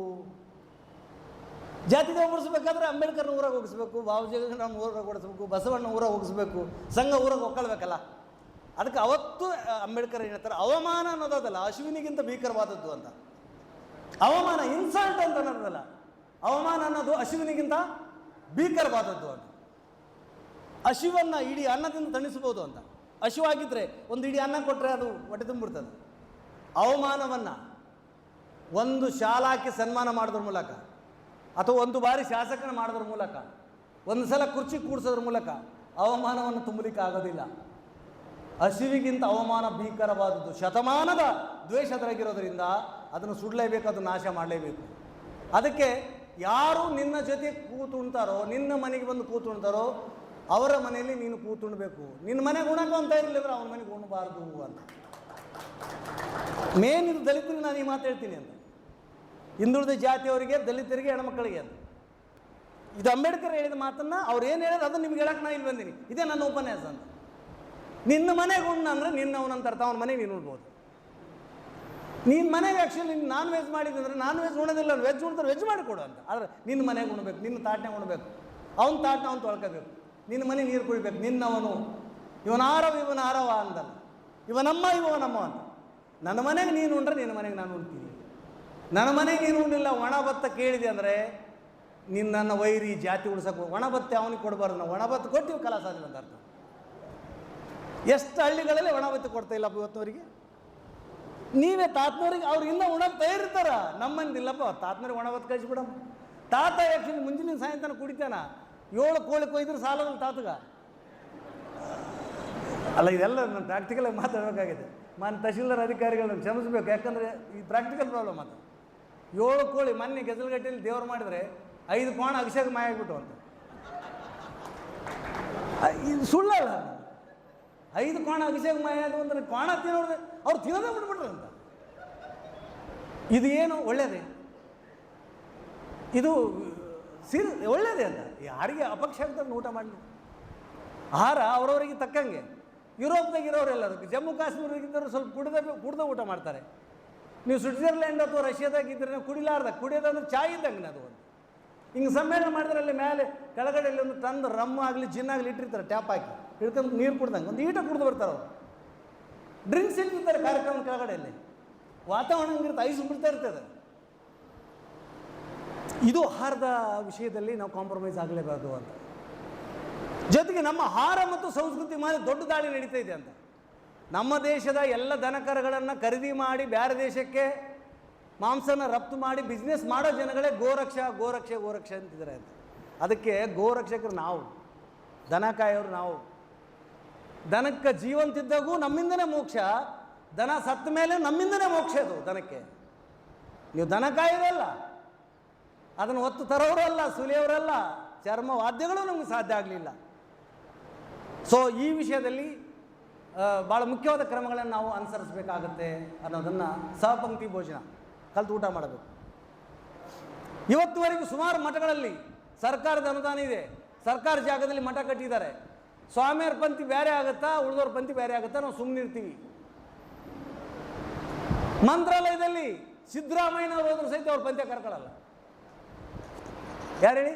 ನಮ್ಮ ರಾಜ್ಯದ ಗಣತಿವಂತ ಸರ್ಕಾರದ ಮುಖ್ಯಮಂತ್ರಿಗಳಾದ ಸಿದ್ದರಾಮಯ್ಯನವರು ಹೋದ್ರು ಸಹಿತ ಅವ್ರ ಪಂದ್ಯದಲ್ಲಿ ಮುಟ್ಟುಕೊಳ್ಳೋದಿಲ್ಲ. ಆದರೆ ರಾಜ್ಯ ಸರ್ಕಾರ ಅನುದಾನ ಕೊಡ್ತದೆ ಮಂತ್ರಾಲಯ. ಇದು ಅವಮಾನ ಅಲ್ವಾ? ಇದು ಎಷ್ಟು ದೇವಸ ಟೋಟಲ್ 47,000 ಗುಡಿಗಳದಾವೆ ಕರ್ನಾಟಕದಲ್ಲಿ. ಎಷ್ಟು? 47,000 ಗುಡಿಗಳದಾವೆ. ಇದರಲ್ಲಿ ಎ ಗ್ರೇಡ್ ಗುಡಿಗಳು ಮುಜರಾಯಿ ಇಲಾಖೆಯಲ್ಲಿ 47,000 ಅದಲ್ಲ. ಇದರಲ್ಲಿ ಎ ಗ್ರೇಡ್ ಅದಲ್ಲ 270, 237 ಎ ಗ್ರೇಡ್ ಟೆಂಪಲ್ಸ್ ಅದ. ಎ ಗ್ರೇಡ್ ಅಂದರೆ ಆ್ಯಕ್ಚುಲಿ ಸರ್ಕಾರದ ಎಲ್ಲ ಅನುದಾನಗಳು, ಸಕಲ ಸೌಲಭ್ಯಗಳು, ಬಸ್ ಅಂದ್ರೆ ಬಸ್, ವಿಮಾನ ಅಂದ್ರೆ ವಿಮಾನ, ರೋಡ್ ಅಂದ್ರೆ ರೋಡ್, ರೊಕ್ಕ ಅಂದ್ರೆ ರೊಕ್ಕ. ಒಂದೊಂದು ಗುಡಿಗೆ 20 ಕೋಟಿ 30 ಕೋಟಿ. ದುರ್ಗಮ್ಮ, ದೇವಮ್ಮ, ಎಂಚಮ್ಮ, ಕೆಂಚಮ್ಮ, ಮಲ್ಲಮ್ಮ, ತಿಮ್ಮಮ್ಮ, ಊದಿನ ಕಡ್ಡಿ ಇಲ್ಲ. ಇದು ಪ್ರಶ್ನೆ ಅಂತ. ಇದು ಸಾಂಸ್ಕೃತಿಕ ದಾಳಿ. ಸೊ ಇದರ ವಿರುದ್ಧದ ಹೋರಾಟಕ್ಕೆ ನಾವು ಹೋಗಬೇಕಾಗಿದ್ದು ಗ್ರಾಮೀಣ ಮಟ್ಟದಲ್ಲಿ. ಆಮೇಲೆ ನಾವೇ ಕೆಲವು ಗಟ್ಟಿಮುಟ್ಟಾದ ನಿರ್ಧಾರ ತೆಗೆದುಕೊಳ್ಬೇಕಾಗಿದೆ. ಅದಕ್ಕೆ ಮೊದಲನೇದಾಗಿ ಕಸುಬುಗಳನ್ನು ನಿಲ್ಲಿಸೋದು. ಬಹುತೇಕ ನೀವು ದೇವದುರ್ಗದಲ್ಲಿ ಲಿಂಗಸೂರು ತಾಲೂಕಿನ ಬಹುತೇಕ ಲಿಂಗಸೂರು ಮೀಸಲ ಕ್ಷೇತ್ರ ಆಗಿ ಇನ್ನೇನು ಮುಗಿಯಕ್ಕೆ ಬಂತು ಅದರ ಕತಿ. ಮೊನ್ನೆ ಸಮೀಕ್ಷೆ ಮಾಡಿಸಿದ್ವಿ. ಕನಿಷ್ಠ 100 ಗ್ರಾಮಕ್ಕಿಂತ ಹೆಚ್ಚಿನ ಗ್ರಾಮದಲ್ಲಿ ಅಸ್ಪೃಶ್ಯತೆ, ಕುಲಕಸಬು ಜೀವಂತವಾಗಿದೆ. ಮೊದಲಂಗೆ ಡೈರೆಕ್ಟಾಗಿ ಬೆದರಿಸ್ತಿಲ್ಲ. ಕೂಣಿ ಕಡ್ಲಿಕ್ಕೆ ಬರಲಿಲ್ಲ ಅಂದರೆ ಬರಲೇಬೇಕು ಅನ್ನೋದಿಲ್ಲ. ನಾಳೆ ಕಣ ಇಲ್ಲ, ನಾಡ್ದ ನೀರಿಲ್ಲ, ಅಚ್ಚೆ ನಾಡ್ದವ್ನಿಗೆ ಏನು ಕೊಡೋಂಗಿಲ್ಲ. ಸನ್ಮಾನ್ಯ ಬಸವರಾಜ್ ಪಾಟೀಲ್ ಅನ್ವರಿ ಅವರು 84ನೇ ಜನ್ಮದಿನ ಅಲ್ವಾ ಮುರರಿ ಅವರೇ? 84ನೇ ಜನ್ಮದಿನ. ನಮ್ಮ ಹಿರಿಯ ರಾಜಕಾರಣಿ, ನಮ್ಮ ಜಿಲ್ಲೆಯ, ನಮ್ಮೂರು ಪಕ್ಕದಲ್ಲೇ ಅವ್ರದ್ದು, ನಮ್ಮದು ಗೆಜಲಘಟ್ಟ, ಅವ್ರದ್ದು ಅನ್ವರಿ. ರಾಜಕಾರಣದ ಕೇಂದ್ರ. ಅಲ್ಲಿ ಆ್ಯಕ್ಚುಲಿ ಒಂದು 50-52 ಮನೆಗಳು ಮಾದಿಗ, 4ರಿಂದ 8 ಮನೆಗಳು ಚಲವಾದಿ. ಮೋಸ್ಟ್ಲಿ ದಲಿತ ಚಳವಳಿ ನಮಗಿಂತ ಸೀನಿಯರ್ ದಲಿತ ಚಳವಳಿ ಸ್ಟಾರ್ಟ್ ಆಗಿದ್ದು ಹಿರೇನಾಗನೂರು, ಆಮೇಲೆ ಆನ್ವರಿ ಬೋವಿ ಜನಗಳ ಮನೆಗೆ ದಲಿತ ಸಂಘ ಹೋಗಿತ್ತು ಅಂತ. ಮೋಸ್ಟ್ಲಿ ದಾನಪುರದಿಂದ ಕರೆಕ್ಟ್ ಇರ್ಬೋದು, ಅವರು ರೆಫರ್ ಮಾಡ್ಬೋದು. ಬೋವಿ ಜನರು ಆ ಊರಲ್ಲಿ ಬೋವಿ ಜನರಿಗೆ ಒಡ್ರ ಮನೆಗೆ ಸ್ವಾತಂತ್ರ್ಯ ಇದ್ದಿಲ್ಲ. ಒಡ್ರ ಮನೆಗೆ ಸ್ವಾತಂತ್ರ್ಯ ಕೊಡಿಸೋ ಸಲುವಾಗಿ ದಲಿತ ಸಂಘ ಹೋಗಿತ್ತು ಆನೂರಿಗೆ. ಅದು ಸಕ್ಸಸ್ ಆಗಿತ್ತು. ಆನಂತರ ಆ ಊರಲ್ಲಿ ಸಂಘ ಇಲ್ಲ. ಆದರೆ ಈಗ 7-8 ಮನೆ ಇದ್ದಂಥ ಛಲವಾದಿ ಜನಗಳಿಗೆ ನೀರಿಲ್ಲ. 50-52 ಇದ್ದಂಥ ಮಾದಿಗ ಜನಗಳು ಸಂಖ್ಯಾಬಲ ಇರೋದ್ರಿಂದ, ಸ್ವಲ್ಪ ಗುದ್ದಾಡೋ ಶಕ್ತಿ ಅವ್ರಿಗೆ ಇರೋದ್ರಿಂದ ನೀರು ಸ್ವಲ್ಪ ಪೈಪು 1-2 ಹಾಕ್ಕೊಂಡು 3 ಹಾಕಿ ಅಡ್ಜಸ್ಟ್ ಮಾಡಕತ್ತಾರೆ. ಇವು ಸ್ವಲ್ಪ ಮೇಳ ಪೂರ್ತಿ ಸಣ್ಣದ. 2 ವರ್ಷದಿಂದ ಕುಡಿಯೋಕ್ಕೆ ನೀರಿಲ್ಲ ಆನೂರು ಗೌಡ್ರು ಊರಾಗ. ನನ್ನ ಹತ್ರ ಕೇಸ್ ಬಂದು ನಾನು 4 ಸಲ ಫೋನ್ ಮಾಡಿದೆ, 2 ಸಲ ಲೆಟ್ರ್ ಕೊಟ್ಟಿನಿ ಗ್ರಾಮ ಪಂಚಾಯತಿಗೆ, ತಾಲೂಕ್ ಪಂಚಾಯತಿ ಇವಾಗ. ನಮ್ದು ಯಾರೋ ಫ್ರೆಂಡ್ ಅದಾರ ಉಮೇಶ್ ಅಂತಲೇ ಇವು. ಆ್ಯಕ್ಚುಲಿ ಖಾಲಿ 25,000 ಖರ್ಚು ಮಾಡಿದರೆ ಒಂದು ಪೈಪಲ್ಲಿ ಹಾಕಿ ಕೊಡ್ಬೋದು. ಮುಂಜಾನೆ ಸಾಯಂಕಾಲದವರೆಗೆ ನೀರು ಅಂತಿರ್ತಾರೆ, ನೀರಿಲ್ಲ. 2 ವರ್ಷದಿಂದ ಕುಡಿಯೋ ನೀರು ಅವ್ರಿಗಿಲ್ಲ. ಯಾಕಂದರೆ ನೆಡಬರ್ಕ ಬ್ಯಾಗಾರಿಕೆ ಮಾಡೋದು ನಿಲ್ಲಿಸಿದ್ದಾನ ಸಲುವಾಗಿ. ಈಗ ಮತ್ತೆ ಶುರು ಮಾಡ್ಯ ನಾವು ಬ್ಯಾಗಾರಿಕೆ ಮಾಡಕತ್ತಾನ. ಈಗ ಆ್ಯಕ್ಚುಲಿ ಡಿಕ್ಲೇರ್ಡ್ ಇಲ್ಲ, ಕಸಬು ಮಾಡಲೇಬೇಕಂತ ಹೇಳೋದಿಲ್ಲ, ಹೇಳಾರ್ದಂಗೆ ಅದನ್ನು ಮಾಡ್ತಾರೆ. ಅದಕ್ಕೆ ಆ ಕಸಬುಗಳು ನಿಲ್ಲಿಸಬೇಕಾಗಿದೆ. ಅದಕ್ಕೆ ಈ ನಿಟ್ಟಲ್ಲಿ ನಮ್ಮ ಹೊಣೆಗಾರಿಕೆ ಭಾಳ ಜಾಸ್ತಿ ಇದೆ ಅನ್ನೋ ಮಾತನ್ನು ನಾನು ಹೇಳಲಿಕ್ಕೆ ಬಯಸ್ತೀನಿ ಬಂಧುಗಳೇ. ಜೊತೆಗೆ ಇನ್ನು ಒಂದೇ ಇದು ಅಂದರೆ ಭೂ ಸುಧಾರಣೆ, ಭೂಮಿಗೆ ಸಂಬಂಧಪಟ್ಟಂಗೆ 2 ಮಾತು ಹೇಳಬೇಕು. ಕೇವಲ ಅಂಬೇಡ್ಕರ್ ಹೋರಾಟ ಅಂದರೆ ಸಂವಿಧಾನ ಶಿಲ್ಪಿ 100% ಡೌಟೇ ಇಲ್ಲ. ಸಂವಿಧಾನದ ಎಲ್ಲ ಆರ್ಟಿಕಲ್ಸ್ ಏನಿದೆ, ಪ್ರಾವಿಷನ್ಸ್ ಏನಿದೆ, ಸಂವಿಧಾನ ನಮ್ಮ ದೇಶದ ಮದರ್ ಲಾ.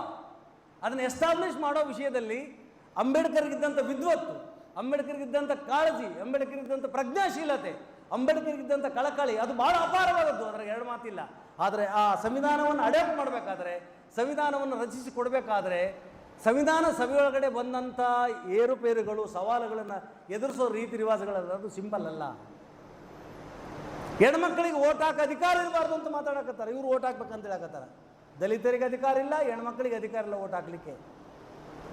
ಯಾರು ಆಸ್ತಿ ಹೊಂದಿದಾರೋ ಅವರಿಗೆ ಮತದಾನದ ಹಕ್ಕು, ಆಸ್ತಿ ಇಲ್ಲದವರಿಗೆ ಮತದಾನದ ಹಕ್ಕಿಲ್ಲ ಅನ್ನುವಂಥ ಸಂವಿಧಾನದ ಸಭೆಯಲ್ಲಿ ಕೂತು ಸಂವಿಧಾನವನ್ನು ಅಂಬೇಡ್ಕರ್ ಅವರು ಹೋರಾಡಿ ಗೆಲ್ತಾರೆ. ಇಡೀ ಸಂವಿಧಾನದ ಎಲ್ಲ ಆರ್ಟಿಕಲ್ಸು, ಎಲ್ಲ ಇಂಟರ್ಪ್ರಿಟೇಷನ್ಸು ನನವೇ ಅಂತ ಅವ್ರು ಹೇಳೋದಿಲ್ಲ. ನನ್ನ ಎಷ್ಟೋ ಇಂಟರ್ಪ್ರಿಟೇಷನ್ಸ್ನ ತೆಗೆದುಹಾಕಲಾಗಿದೆ ಅದರೊಳಗಡೆ ಅಂತ ಹೇಳ್ತಾರೆ ಅಂತ. ಅದರ ಮೇಲೆ ಜಾಸ್ತಿ ಡಿಬೇಟ್ ಮಾಡಲಿಕ್ಕೆ ಇದು ಸಕಾಲ ಅಲ್ಲ. ಸಂವಿಧಾನವನ್ನು ರಕ್ಷಣೆ ಮಾಡಬೇಕಾದ ಸಂದರ್ಭ ಇದಾಗಿದ್ದರಿಂದ ನಮ್ಮ ಗೆಳೆಯರು ನಾವೆಲ್ಲರೂ ಸಂವಿಧಾನವನ್ನು ಓದಬೇಕು. ಜೊತೆಗೆ ನಮ್ಮ ಎದುರೇ ಕೆಲವು ಜನ ಸಂವಿಧಾನವನ್ನು ಇನ್ಸಲ್ಟ್ ಮಾಡ್ತಿದ್ದಾರೆ, ನಾವು ಸುಮ್ಮನಿರ್ತೀವಿ. ಈ ದೇಶದಲ್ಲಿ ಸಂವಿಧಾನ, ಭಗವದ್ಗೀತೆ ಅಂತ ಹೋದರೆ ಒಂದಿಷ್ಟು ಮಂದಿ ಹಿಂದೂಗಳು ಬ್ರಾಹ್ಮಣ ಮನೆಯ ಮಾರ್ವಾಡಿಗಳು ಹೋಗ್ಬೋದು. ಕುರಾನ್ ಅಂತ ಹೋದರೆ ಒಂದಿಷ್ಟು ಮಂದಿ ಮುಸಲ್ಮಾನರು ಅದನ್ನು ಓದ್ಬೋದು, ಅದರ ಹಿಂದಗಡೆ ಹೋಗ್ಬೋದು. ಬೈಬಲ್ ಅಂತ ಹೋದರೆ ಕ್ರೈಸ್ತರು ಹೋಗ್ಬೋದು. ಎಲ್ಲರೂ ಹೋಗಬೇಕಾದ್ರೆ ಅದಕ್ಕೆ ಸಂವಿಧಾನದ ಆಶ್ರಯ ಬೇಕಾಗತ್ತೆ, ಎಲ್ಲರನ್ನೂ ಒಳಗೊಂಡಂತ.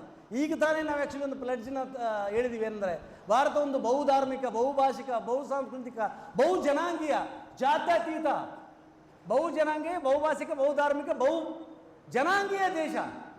ಇಲ್ಲಿ ಉಪಾಸನಾ ಸ್ವಾತಂತ್ರ್ಯ, ಧಾರ್ಮಿಕ ಸ್ವಾತಂತ್ರ್ಯ, ಇದು ಸಂವಿಧಾನ. ಆದರೆ ಆ್ಯಕ್ಚುಲಿ ಮೊನ್ನೆ ಸುಪ್ರೀಂ ಕೋರ್ಟ್ ಒಂದು ಜಡ್ಜ್ಮೆಂಟ್ ಕೊಡಿತು. ಏನಂತ? ನಿನ್ನ ಧರ್ಮ ಚೇಂಜ್ ಮಾಡ್ಕೊಂಡು ನಿನ್ನ ರಿಸರ್ವೇಷನ್ ಇಲ್ಲ ಅಂತ. ಎಷ್ಟು ಜನ ನಾವು ಪ್ರತಿಕ್ರಿಯಿಸ್ತೀವಿ ಬಂದವಳೆ? ಧರ್ಮಕ್ಕೂ ರಿಸರ್ವೇಷನ್ ಏನು ಸಂಬಂಧ ಅಂತ? ಧರ್ಮ ಚೇಂಜ್ ಆದರೆ ನನ್ನ ಸಾಮಾಜಿಕ ಸ್ಥಾನಮಾನ ಚೇಂಜ್ ಆಗೋದಿಲ್ಲ. ಧರ್ಮ ದೇವರು ಮತ್ತು ಭಕ್ತರ ನಡುವಿನ ಖಾಸಗಿ ಸಂಬಂಧ. ಅದು ನನಗೆ ಬೇಕಾದ ದೇವರನ್ನು, ನನಗೆ ಬೇಕಾದ ಧರ್ಮವನ್ನು, ನನಗೆ ಬೇಕಾದ ಉಪಾಸನಾ ಪದ್ಧತಿಯನ್ನು ಅನುಸರಿಸೋದು ಮನುಷ್ಯನಾದ ನನ್ನ ಪ್ರಜ್ಞೆಗೆ ಬಿಟ್ಟಿದ್ದದು ಅಂತ. ನಾನಿವತ್ತು ಅಲ್ಲ ಅಂತೀನಿ, ನಾಳೆ ಯೇಸು ಅಂತೀನಿ, ನಾಡ್ದು ಅಲ್ಲಮ್ಮ ಪ್ರಭು ಅಂತೀನಿ, ಆಮೇಲೆ ರಾಮ ಅಂತೀನಿ. ಅವರವರ ಭಾವಕ್ಕೆ, ಅವರವರ ಭಕ್ತಿಗೆ ಬಿಟ್ಟ ವಿಚಾರ ಅದು. ನಾನು ನನಗೆ ಬೇಕಾದ ಧರ್ಮವನ್ನು ಸೇರಿದರೆ, ನನಗೆ ಬೇಕಾದ ಗುಡಿಗೆ ಹೋದರೆ ರಿಸರ್ವೇಷನ್ ಇಲ್ಲ. ಈ ದೇಶದಲ್ಲಿ, ಈ ದೇಶದ ಪೌರ ದಲಿತರು ಕ್ರೈಸ್ತ ಧರ್ಮಕ್ಕೆ ಹೋದ್ರೆ ಮೀಸಲಾತಿ ಇಲ್ಲ. ಸುಪ್ರೀಂ ಕೋರ್ಟ್ಗಳು ಅಂತ, ಕೋರ್ಟ್ಗಳಲ್ಲಿ ಏನು ಕೋರ್ಟ್ಗೆ ಏನು ದೇವು ಹಿಡ್ದದ ಅಂತ ಇದನ್ನು ಯುವ ಜನರು ಮಾತಾಡಬೇಕು. ಮೀಡಿಯಾಗಳು ಮಾತಾಡೋದಿಲ್ಲ. ಕೆಲವು ಮೀಡಿಯಾಗಳ ನಾಲಿಗೆ ಕೊಯ್ದು ಭಾಳ ದಿನ ಆಯಿತು. ದಲಿತ ಸಂಘಟನೆಗಳು ಮಾತಾಡಬೇಕು, ರೈತ ಸಂಘಟನೆಗಳು ಮಾತಾಡಬೇಕು, ಯುವಜನ ಸಂಘಟನೆಗಳು ಮಾತಾಡಬೇಕು, ಬರಹಗಾರರು ಮಾತಾಡಬೇಕು. ಆ್ಯಕ್ಚುಲಿ ಉಚ್ಚ ನ್ಯಾಯಾಲಯಕ್ಕೆ ಏನು ಹುಚ್ಚಿಡ್ದದೇನು ಅಂತ, ಸುಪ್ರೀಂ ಕೋರ್ಟಿಗೆ ಏನು ಹುಚ್ಚಿಡ್ದದ, ದೇವು ಹಿಡ್ದದ, ಯಾಕೆ ಈ ಜಡ್ಜ್ಮೆಂಟ್ ಬರ್ತಾ ಇದೆ ಅಂತ. ಆ್ಯಕ್ಚುಲಿ ಶೋ ಮೋಟಿವ್ದಲ್ಲಿ ಒಂದು ಆರ್ಡರ್ ಮಾಡೋಕ್ಕಾಗ್ತಿಲ್ಲ. ಆಯ್ತು, ಬಂದ ಟೈಮ್ ನೀವೇ ಒಂದು ನಿರ್ಧಾರ ತಗೊಂಡ್ರಿ. ಏನಂತ? ಕರ್ನಾಟಕದಲ್ಲಿ ನಾವು ಜನಸಂಖ್ಯಾ ಆಧಾರಿತ ಮೀಸಲಾತಿನ, ಒಳ ಮೀಸಲಾತಿನ ಜಾರಿಗೆ ತರ್ತು ನಿರ್ಧಾರ ತಗೊಂಡಿರಿ. ತಗೊಂಡು ಡಿಲೇ ಮಾಡಕತ್ತೀರಿ. ಅದರ ವಿರುದ್ಧ ಕೆಲವು ಲೋಪದೋಷಗಳನ್ನು ಕೆಲವು ಜನ ಎತ್ತಾ ಇದ್ದಾರೆ, ಅಬ್ಜೆಕ್ಷನ್ ಮಾಡ್ತಾ ಇದ್ದಾರೆ. ಅಬ್ಜೆಕ್ಷನ್ ಮಾಡಲಿ ಮಾಡೋರು. ಒಂದು ಸರ್ಕಾರ ಏನು ನಿರ್ಧಾರವನ್ನು ಕೈಗೊಂಡಿದೆ, ಆ ನಿರ್ಧಾರವನ್ನು ಜಾರಿ ಮಾಡೋದು ಸಿದ್ದರಾಮಯ್ಯನ ಸರ್ಕಾರದ ಮುಖ್ಯವಾದ ಕೆಲಸ. ಇವತ್ತದು ರಾಜಕೀಯ ಇಶ್ಯೂ ಆಗಿ ಹೋಗಿದೆ. ಒಳ ಮೀಸಲಾತಿ ಸಾಮಾಜಿಕ ಹೋರಾಟವನ್ನು ರಾಜಕೀಯ ಇಶ್ಯೂ ಆಗಿ ಬದಲಾಯಿಸ್ತಾ ಇದ್ದೀರಿ. ಅದನ್ನು ವಿರೋಧ ಮಾಡಲೇಬೇಕಾಗತ್ತೆ. ಇಂಥ ಪರಿಸ್ಥಿತಿಯಲ್ಲಿ ಕರ್ನಾಟಕದ ಉಚ್ಚ ನ್ಯಾಯಾಲಯ, ಸುಪ್ರೀಂ ಕೋರ್ಟ್ಗಳು ಸೋಮೋಟದಲ್ಲಿ ಸರ್ಕಾರಕ್ಕೊಂದು ಆದೇಶ ಮಾಡ್ಬೋದು, ಒಳ ಮೀಸಲಾತಿ ಅವರೆಲ್ಲರ ಜನ್ಮಸಿದ್ಧಕ್ಕೂ ಅದನ್ನು ಜಾರಿ ಮಾಡಿ ಅಂತ. ಇದು ಭಾಳ ಸೀರಿಯಸ್ ಆದ ವಿಚಾರ. ಅದನ್ನು ಹೇಳ್ತಿಲ್ಲ. ನೀವು ಒಲೆ ಮಾದಿಗರು ಹಿಂದೂ ಧರ್ಮವನ್ನು ಬಿಟ್ಟು ಕ್ರೈಸ್ತ ಧರ್ಮಕ್ಕೆ ಹೋದ್ರೆ ಮೀಸಲಾತಿ ಇಲ್ಲ ಅಂತ. ರೈಟ್, ಇಲ್ಲೇ ಇರ್ತೀವಿ, ನಿನ್ನ ಮಗಳು ಕೊಡ್ತಿದ್ದೇನೆ. ಇದನ್ನು ಕೇಳಲೇಬೇಕಿಲ್ಲ ಅಂದ್ರೆ ನೀವು ಅಂಬೇಡ್ಕರ್ವಾದಿ ಆಗಿ ಸಾಧ್ಯ ಇಲ್ಲ. ಇಲ್ಲ, ನನ್ನ ಮಗಳು ಮಾಡ್ಕೊಂತಿದ್ದೀನ, ನಿನ್ನ ಮಗಳು ಕೇಳಿದ್ರೆ ನಿಮ್ಗೆ ಬ್ಯಾನೆ ಆಗ್ತದಲ್ಲ. ನನ್ನ ಮಗಳು ಮಾಡ್ಕೊಂತಿದ್ದೀನಿ, ನೀನು ಹಿಂದೂ, ನಾನು ಹಿಂದೂ. ಯತ್ನಾಳ್ ಇದು ಸರ್ಕಾರಿ ಕಾರ್ಯಕ್ರಮ ಆಗಿದ್ದರಿಂದ ಭಾಳಷ್ಟು ಚೌಕಟ್ಟು ಹಾಕಿ ನಾನು ಮಾತಾಡಕತ್ತೀನಿ. ಆದರೆ ನಮಗೆ ಉಪಾಸನಾ ಸ್ವಾತಂತ್ರ್ಯ, ಮಾತಾಡುವ ಸ್ವಾತಂತ್ರ್ಯ, ಧಾರ್ಮಿಕ ಸ್ವಾತಂತ್ರ್ಯ, ರಾಜಕೀಯ ಸ್ವಾತಂತ್ರ್ಯ ಇಲ್ಲಿರೋದ್ರಿಂದ, ಇದು ಪ್ರಜಾಪ್ರಭುತ್ವವಾದಿ ಸರ್ಕಾರ ಹಾಕಿದ್ರೆ ನಾನು ಕೇಳಬೇಕಾಗಿದೆ. ನೀನು ಇಲ್ಲಿರೋದ್ರೆ ಇಲ್ಲಿರ್ತೀನಿ, ಆದರೆ ನಾನು ನೀರು ಒಂದೇ ಬಾಯಲ್ಲಿ ನೀರು ಕುಡಿಯೋಕ್ಕೆ ತಯಾರಿಲ್ಲ, ಒಂದೇ ನೀರು ಬಾವಿ ನೀರು ಕುಡಿಲಿಕ್ಕೆ ತಯಾರಿಲ್ಲ, ಒಂದೇ ಗುಡಿಯಲ್ಲಿ ಪೂಜೆ ಮಾಡಲಿಕ್ಕೆ ತಯಾರಿಲ್ಲ, ಒಂದೇ ಪಂಕ್ತಿ ಕುಂತು ಊಟ ಮಾಡೋಕ್ಕೆ ತಯಾರಿಲ್ಲ, ಒಂದೇ ಹೆಸರಿಡಕ್ಕೆ ತಯಾರಿ ಇಲ್ಲ. ನಾನು ಬಸ್ಸೆ ಅಂತ ಹೆಸರು ಇಟ್ಕೊಂಡ್ರೆ ನೀನು ಬಸವರಾಜ್ ಅಂತ ಇಟ್ಕೊಂತಿದ್ದೆ, ಅವನು ಬಸವರಾಜ್ ಗೌಡ ಅಂತ ಇಟ್ಕೊಂತಾನೆ. ಬಸವಣ್ಣ ಹೆಸರು 8 ನಂಬರ್ ಇಟ್ಕೊಂತೀರಿ ನೀವು. ಅನ್ನು ಮತ್ತೆ ನಾನು ಯಾಕೆ ಇರಬೇಕಿಲ್ಲಿ? ಅದಕ್ಕೆ ಆ್ಯಕ್ಚುಲಿ ಮತ ಬದಲಾಯಿಸಿದರೆ ಮೀಸಲಾತಿ ಇಲ್ಲ ಅನ್ನೋದಲ್ಲ, ಇದು ಕೋಮುವಾದಿಗಳ ಅಜೆಂಡಾ, ಫ್ಯಾಸಿಸ್ಟರ ಅಜೆಂಡಾ, ದೌರ್ಜನ್ಯದ ಅಜೆಂಡಾ. ಅದರ ವಿರುದ್ಧ ಮಾತಾಡಬೇಕು. ಇದು ಕೇವಲ ಕ್ರೈಸ್ತರ ಪ್ರಶ್ನೆ ಅಲ್ಲ, ಇದು ಕ್ರೈಸ್ತರ ಪ್ರಶ್ನೆ ಅಲ್ಲ. ಕರ್ನಾಟಕದಲ್ಲಿ ಕರ್ನಾಟಕ, ಮಹಾರಾಷ್ಟ್ರ, ತೆಲಂಗಾಣ, ತಮಿಳುನಾಡು, ಕೇರಳ, ದಕ್ಷಿಣ ಭಾರತ ಅಂತ ಏನು ಕರಿತೀವಿ, ಇಲ್ಲಿ ಆ್ಯಕ್ಚುಲಿ ಸರಾಸರಿ 3.5 ರಿಂದ 4 ಕೋಟಿ ಜನ ಲಿಂಗಾಯತರಿದ್ದೀರಿ. ನೀವು ನೆನಪಿರಲಿ, ನೀವು ಆ್ಯಕ್ಚುಲಿ ಲಿಂಗಾಯತಕ್ಕೆ ಪ್ರತ್ಯೇಕ ಧರ್ಮದ ಮಾನ್ಯತೆಯನ್ನು ಕೇಳ್ತಾ ಇದ್ದೀರಿ. ನಾಳೆ ಲಿಂಗಾಯತ ಧರ್ಮಕ್ಕೆ ಪ್ರತ್ಯೇಕ ಧರ್ಮದ ಮಾನ್ಯತೆ ಆದರೆ ನಾನು ಲಿಂಗಾಯತನೇ, ಯಾಕಂದ್ರೆ ನಮ್ಮಪ್ಪರು ಲಿಂಗಾಯತ, ನಮ್ಮದು ಶರಣ ಪರಂಪರೆ. ಆವಾಗ ರಿಸರ್ವೇಷನ್ ತೆಗಿತೀರೇನೋ ಅಂತ. ಇವತ್ತು ಯಾವ ದಲಿತರು ಕ್ರೈಸ್ತರಾಗಿ ಹೋಗ್ತಾರೋ ಅವ್ರಿಗೆ ಮೀಸಲಾತಿ ಇಲ್ಲ ಅಂತ ತೊಡೆ ತಡ್ತಾ ಇದ್ದಾರೆ. ನಾಳೆ ನೀವು ಲಿಂಗಾಯತರು ಅಂತ ಹೋದರೆ, ಲಿಂಗಾಯತ ಅನ್ನೋದು ಒಂದು ಧರ್ಮ ಆದರೆ, ಲಿಂಗಾಯತ ನಾನು ಬಸವಣ್ಣನ ವಾದಿ ಅಂದವನಿಗೆ ಮೀಸಲಾತಿ ಇಲ್ಲ, ಅವ್ರು ರಿಸರ್ವ್ ಕಾಂಟೆಸ್ಟ್ ಮಾಡಬಾರ್ದು, SCP ಬಳಸಂಗಿಲ್ಲ ಅಂತ ಕಾನೂನು ತಂದ್ರೆ ಏನು ಮಾಡ್ತೀರಿ? ಅದಕ್ಕಿದು ಕ್ರೈಸ್ತರ ಹೋರಾಟ ಅಲ್ಲ, ಎಲ್ಲ ಧಾರ್ಮಿಕ, ಎಲ್ಲ ದುರ್ಬಲ ವರ್ಗದ ಹೋರಾಟ ಆಗಿದ್ದರಿಂದ ಇದ್ರ ವಿರುದ್ಧ ಮಾತಾಡಲೇಬೇಕು, ಹೋರಾಟಗಳನ್ನ ಕಟ್ಟಲೇಬೇಕು, ಪ್ರಚಾರವನ್ನು ಮೂಡಿಸಲೇಬೇಕು ಅನ್ನೋ ವಿಷಯನ ಹೇಳಲಿಕ್ಕೆ ನಾನು ಬಯಸ್ತೀನಿ ಬಂಧುಗಳೇ. ಜೊತೆಗೆ ಈಗಾಗಲೇ ಸಮಯ ಆಗಿದೆ. ನಾನು ಕೆಲವು ಜಾತಿಗೆ ಸಂಬಂಧಪಟ್ಟಂಗೆ, ರಿಸರ್ವೇಷನ್ಗೆ ಸಂಬಂಧಪಟ್ಟಂಗೆ ನಾನು ದಯವಿಟ್ಟು ಆರ್ ಮಾನ್ಸಯ್ಯ ಅನ್ನೋದು ಅಕೌಂಟ್, ನಂದು ಫೇಸ್ಬುಕ್ ಅಕೌಂಟ್. ನಾನು ಎಲ್ಲ ವಿಷಯ ಹೇಳಲಿಕ್ಕೆ ಸಮಯ ಸಂದರ್ಭ ನನಗೆ ಸಾಧ್ಯ ಆಗೋದಿಲ್ಲ, ಮತ್ತು ಆ ಸಮಯನೂ ಅಲ್ಲ, ಯಾಕಂದರೆ ಇದೊಂದು ದೊಡ್ಡ ಕಾರ್ಯಕ್ರಮ, ಉಳಿದರೆಲ್ಲ ಮಾತಾಡಬೇಕಾಗಿದೆ. ನಿನ್ನಿಂದ ಮೊನ್ನೆ ಆ್ಯಕ್ಚುಲಿ ಈ ಬಾರಿ ಅಂಬೇಡ್ಕರ್ ಜಯಂತಿ ಕುರಿತು ನನ್ನ ಕೆಲವು ಪ್ರಶ್ನೆಗಳನ್ನು ಇಡೀ ದಲಿತ ದುರ್ಬಲ ಮಹಿಳಾ ವರ್ಗ ಪ್ರಗತಿಪರರ ಮುಂದೆ, ಎಲ್ಲ ಜನಾಂಗದ ಮುಂದೆ ಕೆಲವು ಪ್ರಶ್ನೆಗಳನ್ನು ಪ್ರೋಗ್ರಾಮ್ನ ಇದರಲ್ಲಿ ಬರೆದೀನಿ ನಾನು ಅಂತ. ಅರ್ಥಪೂರ್ಣವಾಗಿ ಅಂಬೇಡ್ಕರ್ ಜಯಂತಿಯನ್ನು ಆಚರಿಸೋದು ಹೇಗೆ ಅಂತೇಳಿ ಆರ್ ಮಾನ್ಸಯ್ಯ ಅನ್ನೋದು ಆ್ಯಕ್ಚುಲಿ ಫೇಸ್ಬುಕ್ ಅಕೌಂಟ್. ಅದು ಎಲ್ಲ ಭಾಷೆಯಲ್ಲಿ ನಿಮಗೆ ಸಿಗ್ತದೆ, ಹಿಂದಿಯಲ್ಲಿ, ತಮಿಳಲ್ಲಿ, ಕನ್ನಡದಲ್ಲಿ, ಇಂಗ್ಲೀಷಲ್ಲಿ ಕೂಡ ಸಿಗ್ತದೆ. ದಯವಿಟ್ಟು ಅಬ್ಸರ್ವ್ ಮಾಡಿ, ಕಾಮೆಂಟ್ಸ್ ಮಾಡಿ, ತಪ್ಪಿದ್ರೆ ತಿದ್ದಿ ಸಲಹೆ ಕೊಡಿ. ಬಟ್ ಈ ಚರ್ಚೆನ ಇವತ್ತೊಂದೇ ದಿನಕ್ಕೆ ಇದು ಬಾಬು ಜಗಜೀವನ್ ರಾಮ್ ಅವ್ರನ್ನ ನಾವು ಮರ್ತು ಹೋಗೋದಾದರೆ ಈ ಜಯಂತಿಗೆ ಅವಮಾನ ಆಗುತ್ತೆ. ಇದು ವೇದಿಕೆಗೆ ಸೀಮಿತ ಆದರೆ ಇದು ಬಾಬಾ ಸಾಹೇಬರಾಗುವಂಥ ಅತಿ ದೊಡ್ಡ ಅವಮಾನ ಆಗುತ್ತೆ. ಇದು ಅವಮಾನದ ಯುಗ ಅಲ್ಲ, ಇದು ಬದಲಾವಣೆ ಯುಗ. ಈ ಎಲ್ಲರೂ ನಾವು ಬಯಲಿಗೆ ಹೋಗಲೇಬೇಕಾಗಿದೆ, ಯುವ ಜನರ ನಡುವೆ ಜಾಗೃತಿ ಮೂಡಿಸಬೇಕಾಗಿದೆ. ಎಲ್ಲರೂ ಈ ದೇಶದಲ್ಲಿ ಪುನಃ ನಾವು ಅವರ ಆಶಯಗಳಾದಂಥ ಸಮಾನತೆಯನ್ನು, ಭಾತೃತ್ವ, ಸ್ವಾತಂತ್ರ್ಯವನ್ನು ಪುನಃಸ್ಥಾಪನೆ ಮಾಡಬೇಕಾದ್ರೆ ಅಂಬೇಡ್ಕರ್ ಅವರ ವಿಚಾರವನ್ನು ಈ ಸಮಾಜದಲ್ಲಿ ಅನ್ವಯಿಸುವಂಥ ಹೋರಾಟಗಳನ್ನ ಮರು ಕಟ್ಟಬೇಕಾಗಿದೆ. ಅದು ನಮ್ಮೆಲ್ಲರ ಜವಾಬ್ದಾರಿ ಆಗಿದೆ ಅಂತ ಹೇಳ್ತಾ ನಾನು ಮಾತು ಮುಗಿಸ್ತಾ ಇದ್ದೀನಿ. ಮಾತು ಮುಗಿಸೋ ಮುನ್ನ ಈ ಒಂದು ಕಾರ್ಯಕ್ರಮಕ್ಕೆ ಕರೆದು ಇಷ್ಟೊತ್ತು ಮಾತಾಡಲಿಕ್ಕೆ, ಯಾಕಂದರೆ ಬೇಸಿಕ್ ಕಾರ್ಯಕ್ರಮ ಆಗಿದ್ದರೆ ಅಂದರೆ ನಮಗಿದು ಸ್ವಲ್ಪ ಶಾಂಪಲ್ನಾಗೆ ಮಾತಾಡ್ದಂಗೆ, ಇಷ್ಟೇನು ಮಾತಾಡಿವಲ್ಲ, ಇದು ಸ್ವಲ್ಪ ಮಾತಾಡ್ದಂಗೆ ಅನ್ನಿಸ್ತದೆ.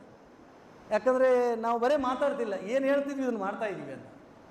ಜಾತಿ ವಿನಾಶಕ್ಕಾಗಿ, ಅಸಮಾನತೆ ತೋರಿಸೋ ಸಲುವಾಗಿ, ಲಿಂಗ ತಾರತಮ್ಯ ನಿವಾರಿಸೋ ಸಲುವಾಗಿ ಕರ್ನಾಟಕ ಮತ್ತು ದೇಶದಲ್ಲಿ ಇರತಕ್ಕಂಥ ಚಳುವಳಿ ಭಾಗವಾಗಿ ಕೆಲಸ ಮಾಡೋದರಿಂದ ಜನರ ನಡುವೆ ಮಾಡೋದು ಸರಳ ಅಭ್ಯಾಸ ಆಗಿದ್ದರಿಂದ ಈ ಕಾರ್ಯಕ್ರಮಕ್ಕೆ ಕರೆದು ಮಾತಾಡಲಿಕ್ಕೆ ಅವಕಾಶ ಕೊಟ್ಟಂಥ ತಾಲೂಕು ಆಡಳಿತಕ್ಕೆ, ವಿಶೇಷವಾಗಿ ತಹಶೀಲ್ದಾರ್ ಮಂಜುನಾಥ್ ಅವರಿಗೆ ಮತ್ತು ಅವರೆಲ್ಲ ಸಿಬ್ಬಂದಿ ವರ್ಗಕ್ಕೆ ಮತ್ತು ತಮ್ಮೆಲ್ಲರಿಗೂ, ನಮ್ಮೆಲ್ಲ ಹಿರಿಯರಿಗೆ, ನಮ್ಮ ಮಾತು ಕೇಳಿದ ಹಿರಿಯರಿಗೆ ನಾನು ಕ್ರಾಂತಿಕಾರಿ ಧನ್ಯವಾದಗಳಂತ ನಾನು ಮಾತು ಮುಗಿಸ್ತೀನಿ. Thank you. ಲಾಲ್ ಸಲಾಂ. ಜೈ ಹಿಂದ್.